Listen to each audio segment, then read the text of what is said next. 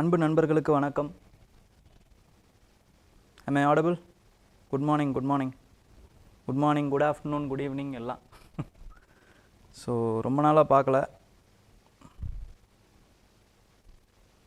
Good afternoon வந்துருச்சு. சரி, okay, super, right. இப்போ நம்ம ஸ்டார்ட் பண்ணிடலாம். ஸோ ஃபர்ஸ்ட் ஆஃப் ஆல்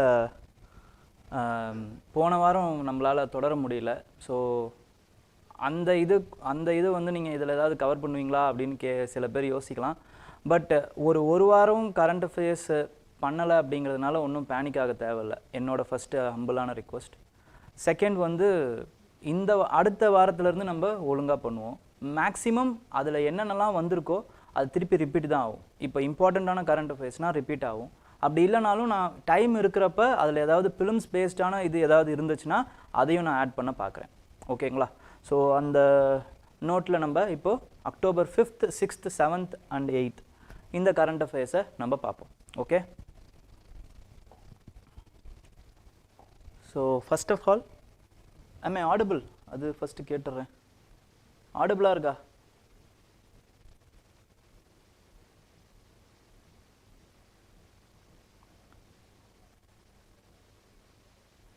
சரி, ஓகே. உங்களோட கொஸ்டின்ஸ்க்கெலாம் நான் வரேன். ஆடிபிளா? Okay, super. ஃபஸ்ட்டு இது முதல்ல நம்ம இப்போ ஸ்டார்ட் பண்ணிடுவோம், அப்புறம் நம்ம லாஸ்ட்டாக கொஸ்டின்ஸ் பார்ப்போம். ஓகேங்களா? So Kerala urgently needs to identify risk zones அப்படிங்கிறது தான் இந்த எடிட்டோரியலோடைய ஒரு கீ பாயிண்ட்டாக இருக்குது. So first of all Kerala பற்றி பார்த்தீங்க அப்படின்னா இட் வாஸ் ரிலேட்டிவ்லியே ரிஸ்க் ஃப்ரீ ஜோனாக இருந்துச்சான். ஓகேங்களா? ஏன்னா வெஸ்ட்டில் பார்த்தீங்க அப்படின்னா வந்து அரேபியன் சி, ஈஸ்ட்டில் பார்த்தீங்க அப்படின்னா வந்து வெஸ்டர்ன் காட்ஸ். ஸோ அதனால் அந்த ஸ்ட்ரிப் ஆஃப் லேண்ட் வந்து உண்மையாலே காட்ஸ் ஓன் கண்ட்ரியாக இருந்திருக்கு, ஒரு டிசாஸ்டர் ஃப்ரீ கண்ட்ரியாக இருந்திருக்கு. சார் அப்புறம் ஏன் சார் இவ்வளோ டிசாஸ்டர் இப்போ ஆஃப்லேட் வந்துச்சு? அதுவும் இல்லாமல் அதோடைய இப்போ நிலச்சரிவுகளில் 14% வந்து high disaster high landslide risk ஜோனாக இப்போ கேரளாவில் இருக்குது. எப்படி சார் இந்த ஆச்சு? இந்த மாதிரி இந்த டிசாஸ்டர் ரிஸ்க் ஃப்ரீலேருந்து எப்படி இந்த சைடு வந்துச்சு அப்படின்னு பார்த்தீங்கன்னா it is because of urbanisation, reckless urbanisation and the construction of the buildings. Slope, அதில் நீங்கள் பில்டிங் கட்டுறீங்க, சரிஞ்சு டிசாஸ்டர் ஆக தானே செய்யும். ஓகேங்களா? அப்போது ஒரு டிசாஸ்டர் ஃப்ரீ ஜோனை நம்மளுடைய அலட்சிய போக்குனாலையும் அன்கண்ட்ரோல்டு அர்பனைசேஷன்னாலையும் நம்ம எப்படி மாற்றி வச்சுருக்கோம்னா டிசாஸ்டர் ஃப்ரீக் ஜோனாக மாற்றி வச்சுருக்கோம். ஓகேங்களா? அப்போது இதில் என்ன சொல்கிறாங்க அப்படின்னு பார்த்தீங்கன்னா டிசாஸ்டர்ஸ், எந்த மாதிரியான டிசாஸ்டர்ஸ் நம்மளை அந்த கேரளா வந்து தாக்குது அப்படின்னா முக்கியமாக 2 type of disasters. First is with respect to flood, second is with respect to landslides. Flood எப்படி வருது? It is because of the cyclogenesis, because of the global warming. Global warming அதிகமாகிறதுனால இன் அரேபியன் சி ஏரியாவில், நம்ம Arabian sea ஏரியாவில் ஏன் அதிகமாகுது அப்படிங்கிறத ஒரு 2 வாரத்துக்கு முன்னாடி இருக்கிற DNDயில் பார்த்தோம். அதை ஒரு வாட்டி போய் பார்த்துருங்க. ஓகேங்களா? அப்போ அரேபியன் சீல வர்றதுனால சைக்ளோஜெனசிஸ் நிறைய ஆகிறதுனால there is a kind of storm surge also, இல்லை sea surgeன்னு சொல்லுவாங்க. அது என்ன சார் storm surge இல்லைனா sea surge அப்படின்னா, இப்போ வந்து உங்களுக்கு லோ ப்ரெஷர் இருக்குங்க. லோ ப்ரெஷர் இருக்கும்போது என்ன ஆகும்? சைக்ளோன் லைக் கண்டிஷன்ஸ் வரும். அப்போ சைக்ளோனிக் கண்டிஷன்ஸ் அண்ட் ஸ்ட்ராங் விண்டு என்ன ஆகும் அப்படின்னு பார்த்தீங்கன்னா அந்த வேவ்ஸை வந்து இன்னும் நல்லா புஷ் பண்ணும். இப்போது ஒரு பெரிய குண்டான் இருக்குது. ஓகே, ஒரு பெரிய குண்டான் இருக்குங்க. இந்த பெரிய குண்டான் ஃபுல்லாக தழும்ப தண்ணி இருக்குது. ஓகேங்களா? இப்போது நீங்கள் என்ன பண்ணுறீங்க? உங்கள் கையை வச்சு இப்படி தட்டி விடுறீங்க. அப்போ அந்த தண்ணி ஃபுல்லாக எங்கே போய் பக்கத்தில் அப்படி போய் விழுமா? அதுவும் சடனாக விழுமா? இதே தான் ஸ்டார்ம் சர்ஜ். இதை நீங்கள் கடலில் பொருத்தி பாருங்கள். கைக்கு பதில் காற்று. அப்போது ஒரு இடத்துலேருந்து இன்னொரு இடத்துக்கு டக்குன்னு சடனாக வந்து ஒரு இது வரும்போது என்ன ஆகும்? இங்கே இருக்கக்கூடிய ஏரியாஸ்லாம் ஃப்ளட்டிங் ஆகிடும். லோ லையிங் ஏரியாஸ்லாம் ஃப்ளட்டிங் ஆகிறதுக்கு வாய்ப்பு இருக்குது.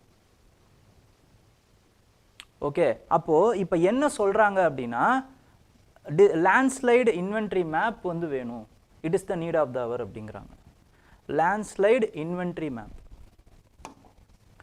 landslide inventory map is the need of the hour. அது எந்த மாதிரியான லேண்ட்ஸ்லைட் இன்வென்ட்ரி மேப் எப்படி இருக்கணும்? ஜியாலஜிக்கல் செட்டப், லித்தோகிராஃபி, ஸ்டாட்டோஸ்பியர் லித்தோகிராஃபினா என்னன்னு பார்த்தீங்கன்னா அதோடைய ராக்கோடைய அந்த அமைப்புகள், ஸ்ட்ரக்சர், அதோடைய ஸ்டாயில் ஸ்ட்ரக்சர், ஓகேங்களா, கேரக்டரிஸ்டிக்ஸ், ஹைட்ராலஜி, ட்ரைனேஜ் பேட்டர்ன், அதுக்கப்புறம் human activities like mining activities, agriculture activities, இதையெல்லாம் பொறுத்து நீங்கள் ஒரு டிசாஸ்டர் அந்த லேண்ட்ஸ்லைட் இன்வென்ட்ரி மேப்பை வந்து கிரியேட் பண்ணணும். அப்போ கிரியேட் பண்ணும்போது there are some trigger points which is nothing but trimmers மாதிரியோ இல்லை சைக்ளோன்ஸ் மாதிரியோ there are some trigger points. இந்த ட்ரிகர் பாயிண்ட்ஸ் வரும் பொழுது இந்தந்த ஏரியாவில் இருக்கக்கூடிய மக்களை நம்மளால ஏர்லியாக வார்னிங் பண்ண முடியும். ஓகேங்களா. நெக்ஸ்ட் வந்து என்னன்னு பார்த்தீங்கன்னா this should be created with the help of local self help groups. Local self help குரூப்போட உதவினால இதை கிரியேட் பண்ணுங்க. அவங்களுக்கு தான் லோக்கல் நாலேஜ் தெரியும். ஸோ இன்னும் நல்ல பர்டிகுலரான ஒரு நல்ல மேப் வந்து உங்களுக்கு கிடைக்கும். So first of all we need a landslide inventory map. Kerala needs a, கேரளான்னு இல்லை, எந்த லேண்ட்ஸ்லைட் இன்வென்ட்ரி இந்த ஜோன் சசப்டபிள் ஜோனாக இருந்தாலும் அதுக்கு ஒரு லேண்ட்ஸ்லைட் இன்வென்ட்ரி மேப் தேவை. அவங்க கேரளாவில் சொல்லியிருக்காங்க, நம்ம ஜென்ரலாக கூட எழுதலாம். ஓகே. நெக்ஸ்ட் வந்து there should need a paradigm shift with respect to disaster management. ஓகேங்களா. அது என்ன paradigm shift அப்படின்னா, இப்போ நம்ம என்ன பண்ணுறோம்? All we are doing is a reactive step. Reactive measures தான் நம்ம பண்ணிக்கிட்டு இருக்கோம். there is no proactive measures. அது என்ன சார் ரியாக்டிவ் ப்ரோஆக்டிவ் அப்படின்னா, இப்போ ஒரு டிசாஸ்டர் வந்துருச்சு, அதுக்கப்புறம் குடுகுடுன்னு ஓடி போகிறது, அங்கே போய் காப்பாற்றுறது, ரெஸ்கியூ மிஷனில் ஈடுபடுறது. ரெஸ்கியூ மிஷனில் ஈடுபடுறதுக்கான இது எல்லாமே ஓகே தான். பட் அந்த டிசாஸ்டர் ஆகிறதுக்கு முன்னாடி நீங்கள் என்ன பண்ணீங்க? What are the measures you have done? early warning system என்ன பண்ணீங்க? இன்ஃப்ராஸ்ட்ரக்சரல் ஆக்டிவிட்டீஸ் என்ன பண்ணீங்க? என்னென்னலாம் நீங்கள் வந்து அந்த சென்சிட்டைசேஷன் பண்ணீங்க, இன்வெஸ்ட்மெண்ட் பண்ணீங்க அப்படிங்கிறது தான் ரொம்ப important. These are called as proactive measures, இல்லைனா டிசாஸ்டர் ரிஸ்க் ரிடக்ஷன் ஸ்ட்ராட்டஜி அப்படின்னு சொல்லுவாங்க. Risk reduction strategy. ஓகே. அப்போது கரண்ட் அப்ரோச் எப்படி இருக்குது அப்படின்னு பார்த்தீங்கன்னா it is reactive, top down. Top டவுன்னா அப்படின்னா என்ன அர்த்தம்? கிரிட்டிசைஸ் பண்ணணும், கவர்மெண்ட்டை கிரிட்டிசைஸ் பண்ணணும், எல்லாம் எந்த கவர்மெண்ட்டாக இருந்தாலும் சரி அப்படின்னா இந்த வார்த்தையை போட்டு விட்டுருலாம். It is a top down approach, இல்லைனா பியூரோக்ராட்டிக் அப்ரோச்னு சொல்லுவாங்க. ஒரு ரூமில் உட்காந்து எல்லா மக்களுக்கும் ஒரு 4 பேர் முடிவு பண்ணுவாங்க. That is called as top down approach. மேலேருந்து திணிக்கிறது. ஆனால் நம்மளுக்கு எப்படி இருக்கணும்? Proactive bottom up approach. கீழேருந்து மேலே போகணும். எங்களுக்கு என்ன தேவை, நம்மளுடைய அடிப்படை மக்களுக்கு என்ன தேவைங்கிறது அடிப்படையிலேருந்து போகணும். அதுக்கு தான் லோக்கல் செல்ஃப் கவர்மெண்ட்ஸ்லாம் இருக்குது. ஸோ அவங்க கிட்டேருந்து அந்த கோரிக்கை போகணும், அவங்க அதை முடிவெடுக்கணும், மேலே இருக்கவங்க அதை கன்சிடர் பண்ணி முடிவெடுக்கணும். இதுதான் பாட்டம் அப் அப்ரோச். ஓகேங்களா. And the shift should be of proactive. So it should be of other, எல்லா இதுவையும் வந்து நம்ம உள்நோக்கினதாக இருக்கணும். அதாவது ஒரு டிசாஸ்டர் அப்படின்னா அதுக்கு சைக்கிள்ஸ் இருக்குது. ஓகேங்களா. சைக்கிள்ஸ் என்னென்ன இருக்குது அப்படின்னு பார்த்தீங்கன்னா, அதுக்கு முன்னாடி ப்ரோஆக்டிவாக நம்ம ஈடுபட்டிருக்கணும். அதுக்கப்புறம் டிசாஸ்டர் ஸ்ட்ரைக் ஆகிறப்ப ரீஹாபிலிட்டேஷன் வச்சுருக்கணும், ரெசிலியன்ஸ் வச்சுருக்கணும். ஓகேங்களா. இதெல்லாம் வந்து ஒரு சைக்கிள், டிசாஸ்டர் சைக்கிள்னு சொல்லுவாங்க. அப்போ இந்த சைக்கிளை நம்ம ஒழுங்காக வந்து ஃபாலோ பண்ணணும். அதுக்கப்புறம் டிசாஸ்டர் நடக்காத மாதிரி அதை வந்து ரெசிலியன்ட் இன்ஃப்ராஸ்ட்ரக்சராக மாற்றி வைக்கணும். ஓகேங்களா. இது ரொம்ப இம்பார்ட்டண்ட். நெக்ஸ்ட் வந்து with respect to following the Sendai framework. இந்த ஷெண்டாய் ஃப்ரேம்வொர்க் பற்றி தான் இப்போ வந்து ரீசெண்டாக கேள்வியும் கேட்டாங்க. ஓகேங்களா. Sendai framework is very very important. So இதில் என்ன சொல்கிறாங்க அப்படின்னு பார்த்தீங்கன்னா, it is emphasising on the participation of the local communities and local self government. ஸ்டேட்டோடைய பங்கை வந்து அவங்க எதுலேயுமே தட்டி கழிக்கல. They are emphasising the state's role. மேக்ஸிமமாக ஸ்டேட் ரோல் தான் இருக்கணும் with respect to the building, இல்லைனா வந்து resilience creation, but it should also be supplemented with the help of local self government.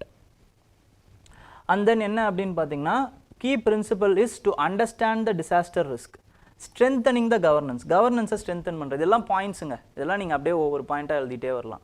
strengthening the governance மட்டும் எழுதக்கூடாது, நீங்கள் ஒரு example போடணும். அதுக்கான ப்ரிமிஸ், இப்போ ஒரு பாயிண்ட் இருக்குன்னு வச்சுக்கோங்களேன். சில பேர் கேட்குறாங்க, சார் பாயிண்ட் எப்படி எழுதுறதுன்னு தெரியல அப்படின்னா, ஃபர்ஸ்ட் ஆஃப் ஆல் இப்போ ஒரு விஷயம் நீங்கள் யோசிக்கிறோம் அப்படின்னா கவர்னன்ஸ் பாயிண்ட் ஆஃப் வியூலேருந்து யோசிங்க. உங்களோட சிலபஸ் தாங்க உங்கள் பாயிண்ட்டு, தட்ஸ் ஆல். இப்போ ஒரு எக்ஸாம்பிள் சொல்லணும் அப்படின்னா what are all the syllabus, that's all your point. அப்போ எப்படியெல்லாம் ஒரு பாயிண்ட்டை நீங்கள் திங்க் பண்ணலாம். இப்போது வித் ரெஸ்பெக்ட் டு இது வந்து GS3ல் கேட்டிருக்காங்க, இல்லை GS1ல் கேட்டிருக்காங்க அப்படின்னு வச்சுக்கோங்க. இந்த GS1ல் கேட்டிருக்காங்க அப்படின்னா லேண்ட்ஸ்லைட்ஸ் வச்சு GS1ல் கேட்குறாங்க அப்படின்னா அது ஜாகிரபிக்கல் கொஸ்டின்னு அர்த்தம். அப்போ ஜாகிரபிக்கல் ஆங்கிள் ஒரு 3-4 பாயிண்ட் எழுதணும். அது இல்லாமல் நீங்கள் என்ன பண்ணலாம் அப்படின்னு பார்த்தீங்கன்னா GS2லேருந்து ஒரு இதை எடுத்துட்டு வாங்க. It is nothing but governance angle. ஓகேங்களா, கவர்னன்ஸ் ஆங்கிளை உள்ளே போடுங்க. அதுக்கப்புறமா வந்து இன்டர்நேஷ்னல் IR இருக்குல்ல, அதுலேருந்து ஒரு பாயிண்ட் எடுத்து உள்ளே போடலாம். எப்படி போடலான்னா நீங்கள் போடணுமேன்னு போடக்கூடாது, என்ன பண்ணணுன்னா Sendai frame work, international angle. Next அடுத்து வாங்க. அடுத்து வந்து environmental angle, urbanisation angle, economic angle, அது அந்த சைடில் வருது. இல்லை சொசைட்டின்னு கூட எடுத்துகிட்டு வரலாம் அர்பனைசேஷனை. அதுக்கப்புறமா வந்து டிசாஸ்டர் மேனேஜ்மெண்ட் ஆங்கிள். ஓகேங்களா, scientific angle, retrofitting of the buildings, science and technology எடுத்துகிட்டு வர்றது. அப்புறம் எத்திக்கல் ஆங்கிள். 8 பெர்ஸ்பெக்டிவ் 9 பெர்ஸ்பெக்டிவ் கிடைக்குதா? இப்படி தான் ஒரு ஆன்சர் எழுதணும். அதாவது இப்படி தான் எழுதணும்னு இல்லை, இப்படியும் எழுதலாம். நிறைய டைப்ஸ் ஆஃப் ஆன்சர் ரைட்டிங் இருக்குது. ஓகேங்களா, என்ன சொல்லுவாங்கன்னா பிரிஸ்டிம் மாடல் அப்படின்வாங்க. அதுக்கப்புறம் இந்த மாதிரி சிலபஸ் பேஸ்டு மாடல் சொல்லுவாங்க. அதுக்கப்புறம் ஃப்ரேம் ஒர்க் மாடல் அப்படின்னு சொல்லுவாங்க. இதெல்லாம் வந்து என்னென்னு பார்த்தீங்கன்னா ஒரு ஃப்ரேம் ஒர்க், ஒரு அடிப்படை ஃப்ரேம் ஒர்க்கை வந்து நம்ம வச்சுக்கிறது. அதுக்கப்புறம் நம்ம என்ன பண்ணணும் அப்படின்னு பார்த்தீங்கன்னா we are going to fill in our answers. என்ன ஆன்சரு எப்படி எழுதுறது? Governance, strengthening the governance. கவர்னன்ஸை ஸ்ட்ரென்தன் பண்ணுறதுனா என்னது? It is nothing but institutional frame ஒர்க்கை வந்து ஸ்ட்ரென்தன் பண்ணுறது. நேஷ்னல் டிசாஸ்டர் மேனேஜ்மெண்ட் அத்தாரிட்டி அந்த ஆக்டுக்கு இன்னும் நம்ம ஸ்ட்ரென்த்து கொடுக்குறது. இல்லைனா வந்து அந்த ஆக்டில் இப்போ ரீசெண்டாக வந்து சில விஷயம் சொல்லியிருக்காங்க பார்த்தீங்களா, அதை எக்ஸாம்பிளாக எழுதணும். வெறும் ஸ்ட்ரென்தனிங் த கவர்னன்ஸ்னு மட்டும் போட்டிங்கன்னா பாயிண்ட் ஃபுல்ஃபில் ஆகாது. ஸோ இது ஒரு ஹெட்டிங் தான். ஸ்ட்ரென்தனிங் த கவர்னன்ஸ் அப்படிங்கிறது ஒரு ஹெட்டிங். அதுக்கு என்ன பண்ணணும்னு பார்த்தீங்கன்னா we have to induce the disaster national disaster security, enhance the local authorities, இல்லை பவரை வந்து இன்க்ரீஸ் பண்ணணும் அப்படின்னு சொல்லிட்டு example on the lines of this recently government of India இந்த மாதிரி இந்த பாயிண்ட்டை பண்ணியிருக்காங்க. இது எக்ஸாம்பிள். அப்போது ஒரு ஹெட்டிங், ஒரு ப்ரெமிஸ், அப்புறம் ஒரு example. This is your point. ஓகேங்களா, இதுதான் ஒரு பாயிண்ட்டு. இந்த மாதிரி வேற angle constitutes of 8 dimensional points. இந்த டைமென்ஷன்ஸுக்கு தான் உங்களுக்கு மார்க்கு. வெறும் நீங்கள் டிசாஸ்டர் இந்த கவர்னன்ஸ் பற்றி மட்டும் ஒரு 4 பாயிண்ட் எழுதுறீங்க அப்படின்னா it will B consider as only 1 point. அதையும் சொல்லிடுறேன் உங்களுக்கு. ஓகே, அதனால தான் இவ்வளவு பலதரப்பட்ட டைமென்ஷன்ஸை நீங்கள் படிக்கிறீங்க. அதனால தான் ஃபஸ்ட்டு கிளாஸ்லேருந்தே உங்களுக்கு நான் என்ன சொல்லிகிட்டு இருக்கேன் அப்படின்னு பார்த்தீங்கன்னா kindly by heart the syllabus, that's all. சிலபஸை பை ஹார்ட் பண்ணிட்டீங்கன்னா முடிஞ்சுங்க. அந்த வார்த்தையே நீங்கள் போட்டு எழுதலாம். அந்த வார்த்தையை ஹெட்டிங்காக போட்டு அதுக்கான எக்ஸாம்பிள் மட்டும் உங்களுக்கு தெரிஞ்சால் போதும், you will write the answers. So ஆன்சரை ஜென்ரேட் பண்ணுறதுக்கு உங்களுக்கு ஒரு பெரிய ப்ராப்ளமாகவே இருக்காது. இப்போ இந்த ஆங்கிள்லையும் யோசிங்க. அப்புறம் பொலிட்டிக்கல், சோஷியல், எக்கனாமிக் இந்த ஆங்கிளில் யோசிங்க. அப்புறம் சிலபஸ் பேஸ்டு ஆங்கிள், சிலபஸுக்குள்ளே இருக்கக்கூடிய அர்பனைசேஷன், குளோபலைசேஷன், இப்போ சொசைட்டி பற்றி கேட்குறாங்கன்னா வெறும் அந்த ஆங்கிள்ஸை மட்டும் யோசிக்கலாம். இந்த மாதிரி வந்து சிலபஸை வச்சே you can play many things. அப்போ அதனால் அடிப்படையாக நீங்கள் என்ன பண்ணணும் அப்படின்னு பார்த்தீங்கன்னா you have to by heart the syllabus, that's all. This is your rule number 1. So இப்போ நம்ம இதுக்கு வந்துடுவோம். So then investing in risk reduction. Investing in risk reduction, investment, infrastructural activities. Okay, next is with respect to இன்ஃப்ராஸ்ட்ரக்சர்னு மட்டும் இல்லை, invest அப்படிங்கிறது early வார்னிங்காக கூட இருக்கலாம். நம்ம எப்படி எதை சொல்கிறோங்கிறதும் ரொம்ப முக்கியம். Okay, next is with respect to enhancing the preparedness. So these and all we have to concentrate according to Sendai frame work. Sendai எங்கே இருக்குது? It is in Japan. Okay, அதுக்கு முன்னாடி என்ன இருந்துச்சுன்னு பார்த்தீங்கன்னா யோக்கோஹோமா ஸ்ட்ராட்டஜின்னு இருந்துச்சுன்னு நினைக்கிறேன். அது ஒரு வாட்டி பாருங்கள், but I don't remember it. ஷெண்டாய்க்கு முன்னாடி ஒரு ஸ்ட்ராட்டஜி இதே மாதிரி இருந்துச்சு. இப்போ ஷெண்டாய் ஃப்ரேம் ஒர்க் எடுத்துகிட்டு வந்திருக்காங்க. நெக்ஸ்ட் வந்து disaster risk Jones, disaster risk Jones and community involvement. So we have to create the disaster risk zones. என்னென்ன அதாவது வந்து disaster risk zone கிரியேட் பண்ணக்கூடாது, அது எதெல்லாம் zones இருக்குங்கிறத கிரியேட் பண்ணணும். ஓகேங்களா? So we have to create it and we have to use a social ecological framework. ஓகேங்களா? அப்போது social ecological framework அப்படிங்கிறது என்னென்னா community participation, that's all. Community participation வெளும்னா போடாமல் இந்த மாதிரி வேர்டை நீங்கள் யூஸ் பண்ணிங்கன்னா இன்னும் நல்லா it will enhance your answer. எல்லாருமே கம்யூனிட்டி பார்ட்டிசிபேஷன் போடுவாங்க. You can use it this social ecological frame work. Okay, next is with respect to people's participation by engaging, identifying, planning, implementing this disaster risk reduction and helping ensures bottom up approach. இவ்வளோ தான். people's participation வந்தாலே that will ensure bottom up approach. okay, next is with respect to இந்த இதிலே என்ன சொல்லியிருப்பாங்க அப்படின்னு பார்த்தீங்கன்னா quadruple helix model in disaster management. ஒன்றும் இல்லைங்க, வார்த்தை தான் இதெல்லாம், பயப்படாதீங்க. என்ன சொல்கிறாங்கன்னா collaboration between the community, academia, government, அதுக்கப்புறமா வந்து business industry, that's all. இதை பண்ணிங்க அப்படின்னா disaster risk reduction இல்லைனா disaster management will be more than helpful. இதுதான் இவங்க சொல்கிறது. ஓகே, ஸோ நீங்கள் வந்து இப்போது டிசாஸ்டர் ரிஸ்க் ரிடக்ஷன் ஸ்ட்ராட்டஜிஸை வந்து என்ன பண்ணலாம் அப்படின்னு ஏதாவது கேட்குறாங்க அப்படின்னா, டிசாஸ்டர் ரிஸ்க் ரிடக்ஷன் எப்படி பண்ணலாம் அப்படின்னு கேட்குறாங்கன்னா இந்த மாதிரி பாயிண்ட்ஸை நீங்கள் எழுதலாம். ஓகே, ஸோ இதுதான் first answer. Next is with respect to 3-tier war in West Asia with no end game. இந்த வெஸ்ட் ஏஷியா வந்து நம்ம நிறைய வாட்டி பார்த்துட்டோம். ஓகேங்களா? இப்போ ஒரு வாட்டி சம்மேஷன் மாதிரி பண்ணிடலாம். ஓகே, வெஸ்ட் ஏஷியாவில் first of all in West Asia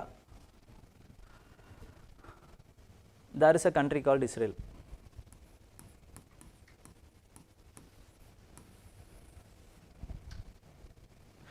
இதோட அலைஸ் யார் அப்படின்னு பார்த்தீங்கன்னா, இதோட அலைஸ் வந்து is with respect to US and European states இருந்தாங்க. இப்போ ஓரளவுக்கு அது குறைஞ்சிருக்கு. Then it has allies in terms of இந்தியாவும் இதோட அலை தான். இப்போ இஸ்ரேல் சொல்கிறது படி, ஓகேங்களா, இஸ்ரேல் வந்து நினைக்குது இந்தியா வந்து அலைன்னு தான் நினைக்குது, இந்தியாவும் இஸ்ரேலுக்கு அலைன்னு தான் நினைக்குது. But we are also ally of Palestine. Okay, so first of all this one. இவங்களோட எனிமி யார்? இஸ்ரேலோட எனிமி, ஆர்ச் எனிமி அப்படின்னு பார்த்தீங்கன்னா it is with respect to Iran is their main target, Iran. But இவங்களுடைய எக்ஸிஸ்டென்ஷியல் ப்ராப்ளம் எங்கேருந்து வருது? Existential problem is with respect to the question of Palestine.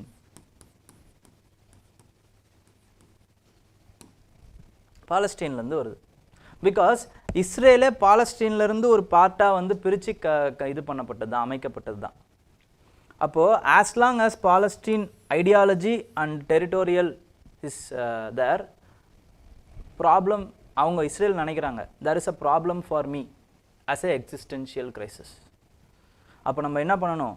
we have to occupy the Palestine and also we have to expand the Israel so that we will gain a minimum territorial guarantee. அப்போ 2 மடங்கு 3 மடங்கு நம்ம வந்து ஒரு வார் அப்போ வந்து நம்ம expand பண்ணி வச்சிட்டோம்னா அட்லீஸ்ட் நம்ம என்ன நினைக்கிறோமோ அந்த டெரிட்டரியாவது நமக்கு கிடைக்கும். இதுதான் இஸ்ரேலோடைய strategy, expansive occupation. And they want to change the balance of power in West Asia. they want to change the balance of power in West Asia. Na எப்படி balance of power change பண்ணனும்னு நினைக்கிறாங்கன்னா, they want to reduce the dominance of Iran. ஓகேங்களா? ஈரானும் சும்மா இல்லை. Iran வந்து 1973ல there was a revolution, cultural revolution in Iran. அதுக்கு முன்னாடி வந்து முகமது ஷா ஆஃப் ஈரான் தான் வந்து ஆட்சி பண்ணிட்டு இருக்காரு. Shah of Iran is a puppet of it. Everybody consider him as a puppet of US, that's all. puppet of US தான் consider பண்ணாங்க. அது மட்டும் இல்லாமல் அந்த டைமில் அந்த கல்ச்சுரல் ரெவல்யூஷனை வந்து யார் எடுத்துகிட்டு வராங்கன்னா, அயத்துல்லா காமினி அப்படிங்கிற ஒரு ரிலீஜியஸ் லீடர் எடுத்துகிட்டு வரார். கிளர்ஜி, ஷியா கிளர்ஜி அவர் வந்து எடுத்துகிட்டு வராரு. எடுத்துகிட்டு வந்து என்ன பண்ணுறாருன்னு பார்த்தீங்கன்னா, ஈரானை திருப்பி பெரிய அந்த ஒரு ஷியா கல்ச்சுரல் இதுக்கே வந்து மாற்றுறாரு. அப்போ ரொம்ப ஸ்ட்ரிக்டாக ஆக்குறாரு, எல்லாத்தையும் ஆக்கும் பொழுது என்ன ஆகுதுன்னா யூஎஸ்ஐயும் பகச்சிக்கிறாரு. ஓகேங்களா, யூஎஸை பகச்சிக்கிறாரு, இஸ்ரேலை பகச்சிக்கிறாரு, எல்லாரையுமே பகச்சிக்கிறாரு. அப்போ என்ன பண்ணுறாங்க, எல்லாருமே கம்பைண்டாக ஈரான் தான் பெரிய ப்ராப்ளம்னு நினைக்கிறாங்க. இது இல்லாமல் ஈரானுக்கு இன்னொரு விஷயம் என்ன இருக்குதுன்னு பார்த்தீங்கன்னா, வெஸ்ட் ஏஷியாவை அதே மாதிரியே வந்து கண்ட்ரோல் பண்ணணும் அப்படிங்கிற அந்த ஒரு ஆசையும் இருக்குது. இந்த வெஸ்ட் ஏஷியாவை கண்ட்ரோல் பண்ணுற இன்னொரு ஜெயிண்ட் யார், சவுதி அரேபியா. சவுதி அரேபியாவுக்கும் ஈரானுக்கும் என்ன ப்ராப்ளம் இருக்குது, it is with respect to the internal sectarian conflict. Saudi Arabia is a Sunni majoritarian country. Iran is a Shia majoritarian country.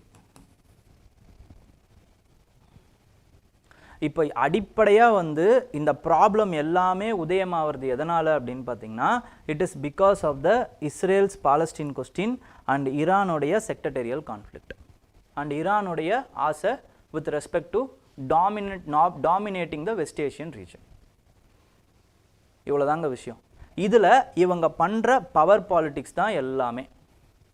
அப்போது there is a doctrine which is called as octopus doctrine.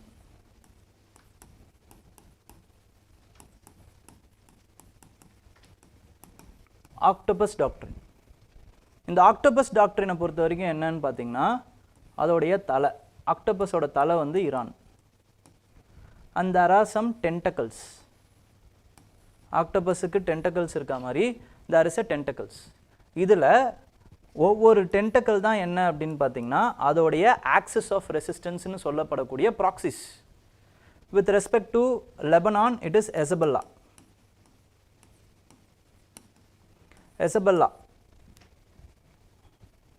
Okay, next வந்து with respect to இது Gaza it is Hamas.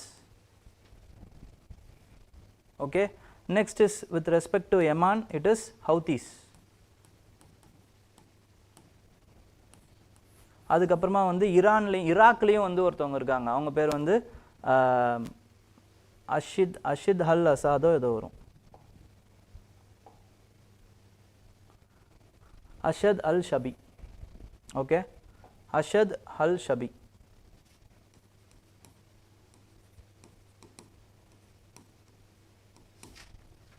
So இதுதான் வந்து octopus doctrine, or this doctrine is also called as forward defense doctrine. Forward defense இது forward defense doctrine.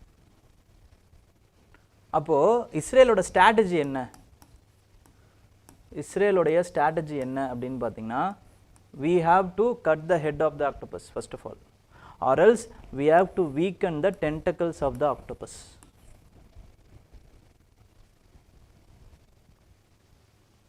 So October 7th, when Hamas attacked the Israel,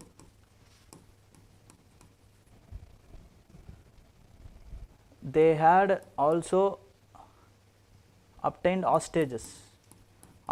வேறு இருந்தாங்க, இஸ்ரேலோட hostages வேறு Hamas கிட்ட வச்சுருந்தாங்க.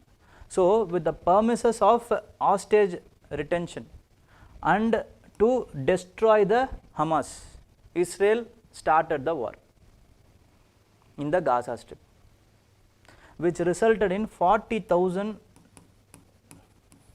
deaths. பேரலாக என்ன ஆகுது அப்படின்னு பார்த்தீங்கன்னா, லெபனானில் இருக்கக்கூடிய ஹெஸ்பல்லாஸ் வந்து they are opening the front and attacked Israel. Northern இஸ்ரேலோட கேலி அப்படிங்கிற அந்த ஏரியாவை இவங்க அட்டாக் பண்ணுறாங்க. ஸோ இஸ்ரேல் என்ன பண்ணுது, தே ஆர் ஆல்சோ ரிட்டாலியேட்டிங். ஓகேங்களா, அதே மாதிரி இஸ்ரேல் என்ன பண்ணுறாங்கன்னு பார்த்தீங்கன்னா, சிரியாவில் இருக்கக்கூடிய டமாஸ்கஸ் தான் சிரியாவுடைய ஹெட் குவார்ட்டர்ஸ். ஸோ அங்கே இருக்கக்கூடிய ஈரானுடைய எம்பசியை அதே மாதிரியே அட்டாக் பண்ணுறாங்க.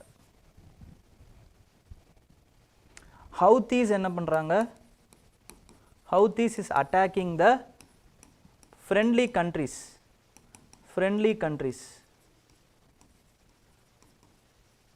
ships, friendly country ships in Red Sea. So US and its allies are attacking, bombarding the Houthis. ஓகேங்களா. அதுக்கு ஒரு பேர் வைக்கிறாங்க, ஆப்ரேஷன் ஏதோ ஒரு பேர் வைக்கிறாங்க. அந்த ஆப்ரேஷன் படி தே ஆர் பம்பார்டிங் இட். ஓகேங்களா. And Houthis also retaliating with respect to Houthis வந்து என்ன பண்ணுறாங்க, ஐஃபா அப்படிங்கிற அந்த இஸ்ரேலி சிட்டி அட்டாக் பண்ணுறாங்க. லெபனான் என்ன பண்ணுறாங்க, அதே மாதிரி ஐஃபாவை அட்டாக் பண்ணாங்க. ஸோ இதுதான் இப்படி தான் போய்கிட்டு இருக்கு. ஓகேங்களா. இதோடைய அந்த முடிவு எங்கே இருக்கும், இல்லைனா வந்து எண்டு கேம் என்ன இருக்கும் அப்படின்னு பார்த்தீங்கன்னா, இப்போதைக்கு எக்ஸ்பர்ட்ஸ் வந்து எண்டு கேமே இல்லை அப்படிங்கிறாங்க. ஓகேங்களா. கண்ணுக்கு எட்டின வரைக்கும் எண்டு கேம் இல்லை. இவங்க ஏன் ஃபர்ஸ்ட் இங்கே அட்டாக் பண்ணாங்க அப்படின்னா, to dismantle the Abraham accords which is signed in 2020 by the Arab states and Israel in the junction of US உடைய கண்காணிப்பில் இஸ்ரேலும் அரப் ஸ்டேட்ஸ் லைக் UAE, அதுக்கப்புறமா வந்து மொராக்கோ, அதுக்கப்புறம் Egypt, and then with respect to Saudi Arabia, இவங்கெல்லாம் வந்து Israel கூட இணக்கம் காட்ட ஆரம்பிக்கிறாங்க. And they also want to what to say fade away the memory of Palestine. But இப்போ because of the attack of Hamas மறுபடியும் அந்த பாலஸ்டீன் கொஸ்டின் திருப்பி வந்துருச்சு. So first of all to reduce this disaster, what they have to do, they have to reduce or cease fire. They have to have the ceasefire in Gaza first of all, இல்லைனா வேறு வழியே கிடையாது. Second, இது என்ன ஆகும்னு பார்த்தீங்கன்னா, the further escalation could result in nuclearization of the இஸ்ரேலில் nuclearization of the Iran. ஏன்னா ஆல்ரெடி வந்து Israel as nuclearized, but they have not said anything. Strategic ambiguity அப்படின்னு பேர். ஓகேங்களா. they are following that doctrine, strategic ambiguity. அதாவது கேட்டாங்கன்னா ஆமான்னு சொல்ல மாட்டாங்க, இல்லைன்னு சொல்ல மாட்டாங்க.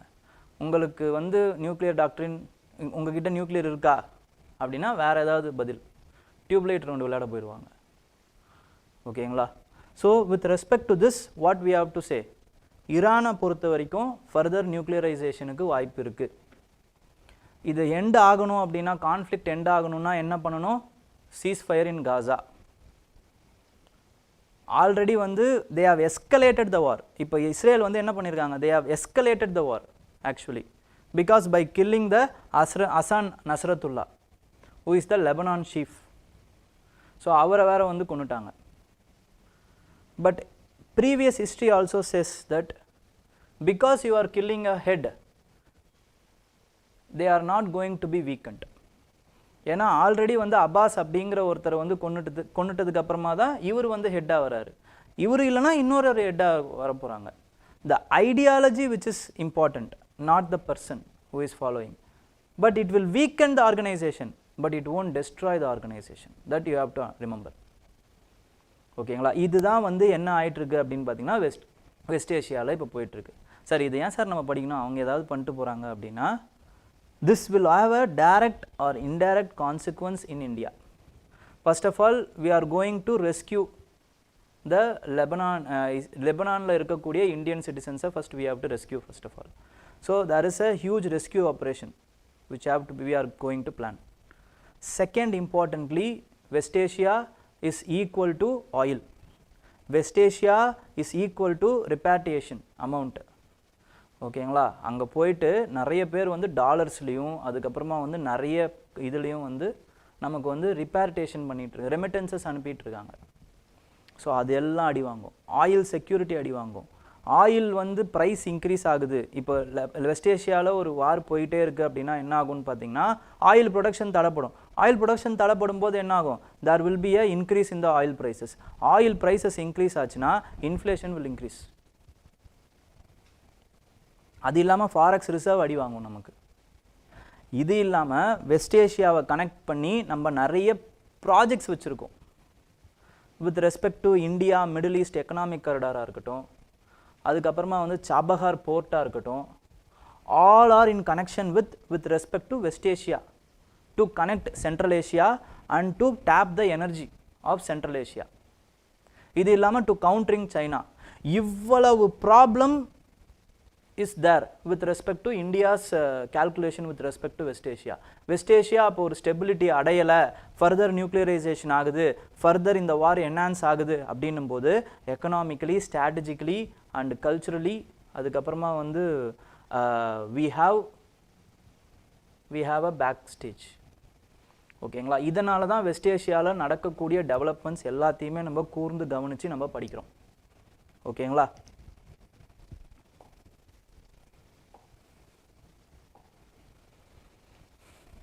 ஸோ வேறு ஏதாவது டவுட்ஸ் இருக்குங்களா?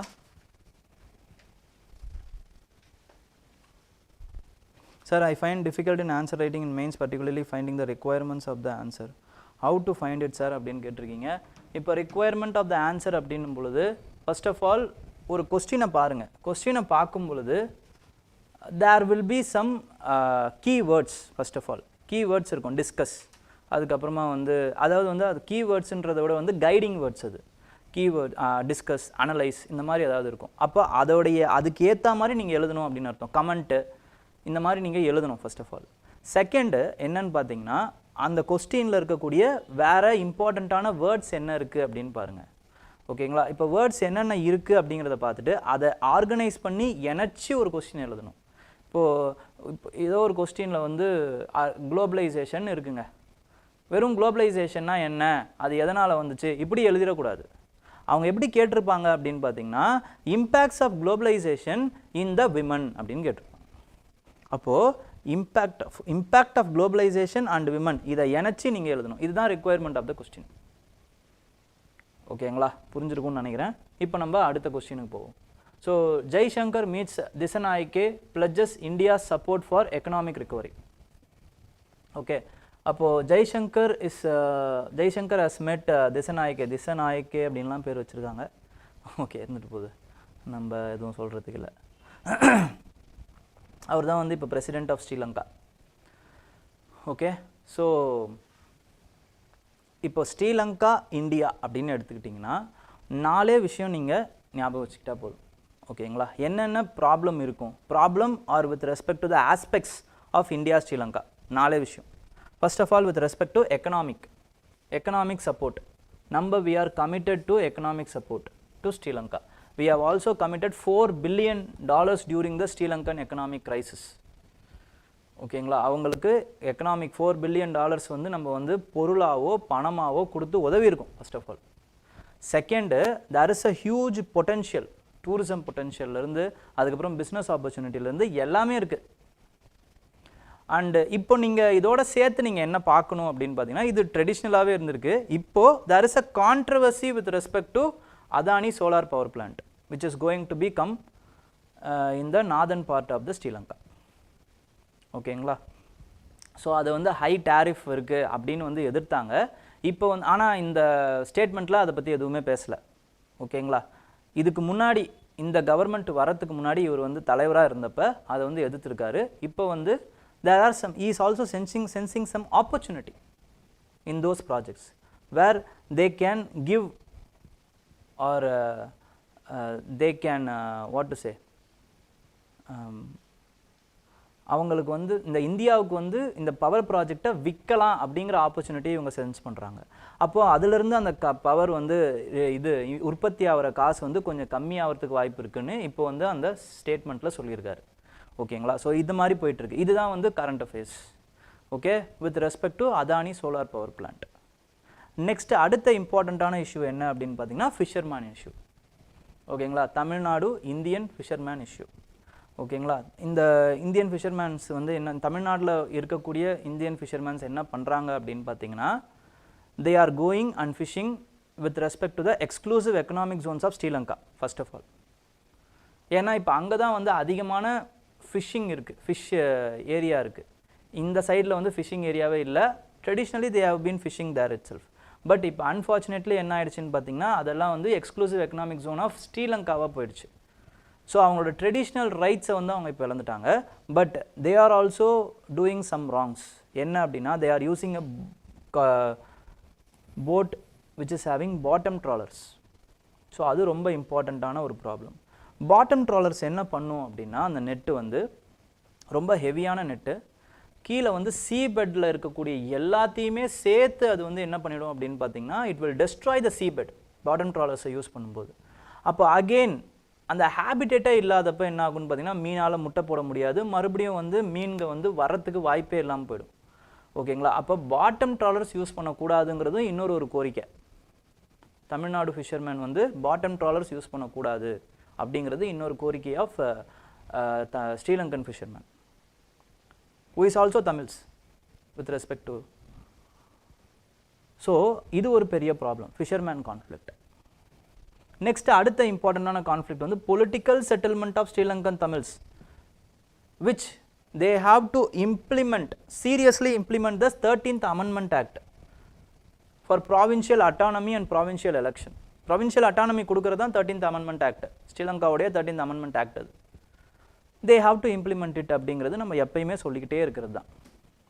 ஓகே, இது வந்து ராஜீவ் ஜெயவர்தன அக்கார்டின் மூலமாக வந்த ஒரு இது அவுட்கம். ஸோ இதை நம்ம சொல்லிக்கிட்டே இருப்போம். ஸோ இதுவும் நம்மளுக்கு இம்பார்ட்டன்ட், ஸ்ரீலங்காவை பொறுத்த வரைக்கும் இது இம்பார்ட்டன்ட். நெக்ஸ்ட் அடுத்த இம்பார்ட்டண்டான விஷயம் with respect to India security concerns. Because Sri Lanka is placed in very very strategic area. ஓகேங்களா, இந்தியன் ஓஷனுடைய நடுப்பகுதியில் it has been placed and its strategic significance can be used by our enemies, especially China, with respect to the string of pearl strategy. ஓகேங்களா, அது மட்டும் இல்லாமல் என்ன பண்ணலாம் அப்படின்னு பார்த்தீங்கன்னா, இட் கேன் பி இந்த ஹம்பன்டோட்டா போர்ட்டை வர அவங்க வந்து 99 years லீஸுக்கு எடுத்திருக்காங்க. So any time it can be changed into a military port. So south இந்தியாவை டார்கெட் பண்ணுறதுக்கு நிறைய வாய்ப்பு இருக்குது. South India is industrialised area. So அதை வந்து டெஸ்ட்ராய், இப்போ ஒரு போர் நடக்கும்போது அதை டெஸ்ட்ராய் பண்ணுறதுக்கு Sri Lanka can be used as a base. அந்த மாதிரிலாம் ஆகக்கூடாது. Or it can be also there are some spying ships which is visiting Sri Lanka. இப்போ ஸ்பையிங் ஷிப்ஸ் வந்து வரும் பொழுது it can also note down our submarine capacities. So அதுவுமே வந்து இங்கே இருக்கக்கூடாது. Because it will affect our blue water policy. ஓகேங்களா, இது எல்லாமே வச்சு தான் என்ன பண்ணுறாங்க அப்படின்னு பார்த்தீங்கன்னா, ஸ்ரீலங்கா கிட்ட செக்யூரிட்டி கன்சர்ன்ஸை வந்து இந்தியா வந்து எழுப்பியிருக்காங்க. ஸோ இந்த 4 விஷயம்தான் you have to note it down with respect to Sri Lanka. இதோட சேர்த்து வேறு ஏதாவது வந்தது அப்படின்னா கரண்ட் அஃபேர்ஸில் வரும், நீங்கள் எழுதிக்கலாம். இந்த 4 angle which you have to bring it down with respect to Sri Lanka. Okay, next is with respect to GSP. ஓகேங்களா, ஜென்ரலைஸ்டு இதுன்னு சொல்லுவாங்க. ஓகேங்களா, அதாவது வந்து ஜென்ரலைஸ்டு சிஸ்டம் ஆஃப் ப்ரிஃபரன்ஸ், அதுக்கப்புறம் சோஷியல் செக்யூரிட்டி டோட்டலைசேஷன். இந்த 2 ஆஸ்பெக்டை பற்றி நம்மளுடைய காமர்ஸ் மினிஸ்டரான பியூஷ் கோயல் அவர்கள் என்ன சொல்கிறாங்கன்னா, it is not the time, correct time to discuss about these things அப்படிங்கிறாரு. அது மட்டும் தான் வந்திருக்கு. பட் நமக்கு இந்த 2 வார்த்தையும் தான் ரொம்ப இம்பார்ட்டண்ட். அவர் என்ன சொல்கிறாரு, இப்போ என்ன நடக்குது இதெல்லாம் தேவையில்லை. But generalised social system of ப்ரிஃபரன்சஸ்னால் என்ன? 1971 there is a conference, UN Conference on Trade and Development. UN Conference on Trade and Development. இதில் there is a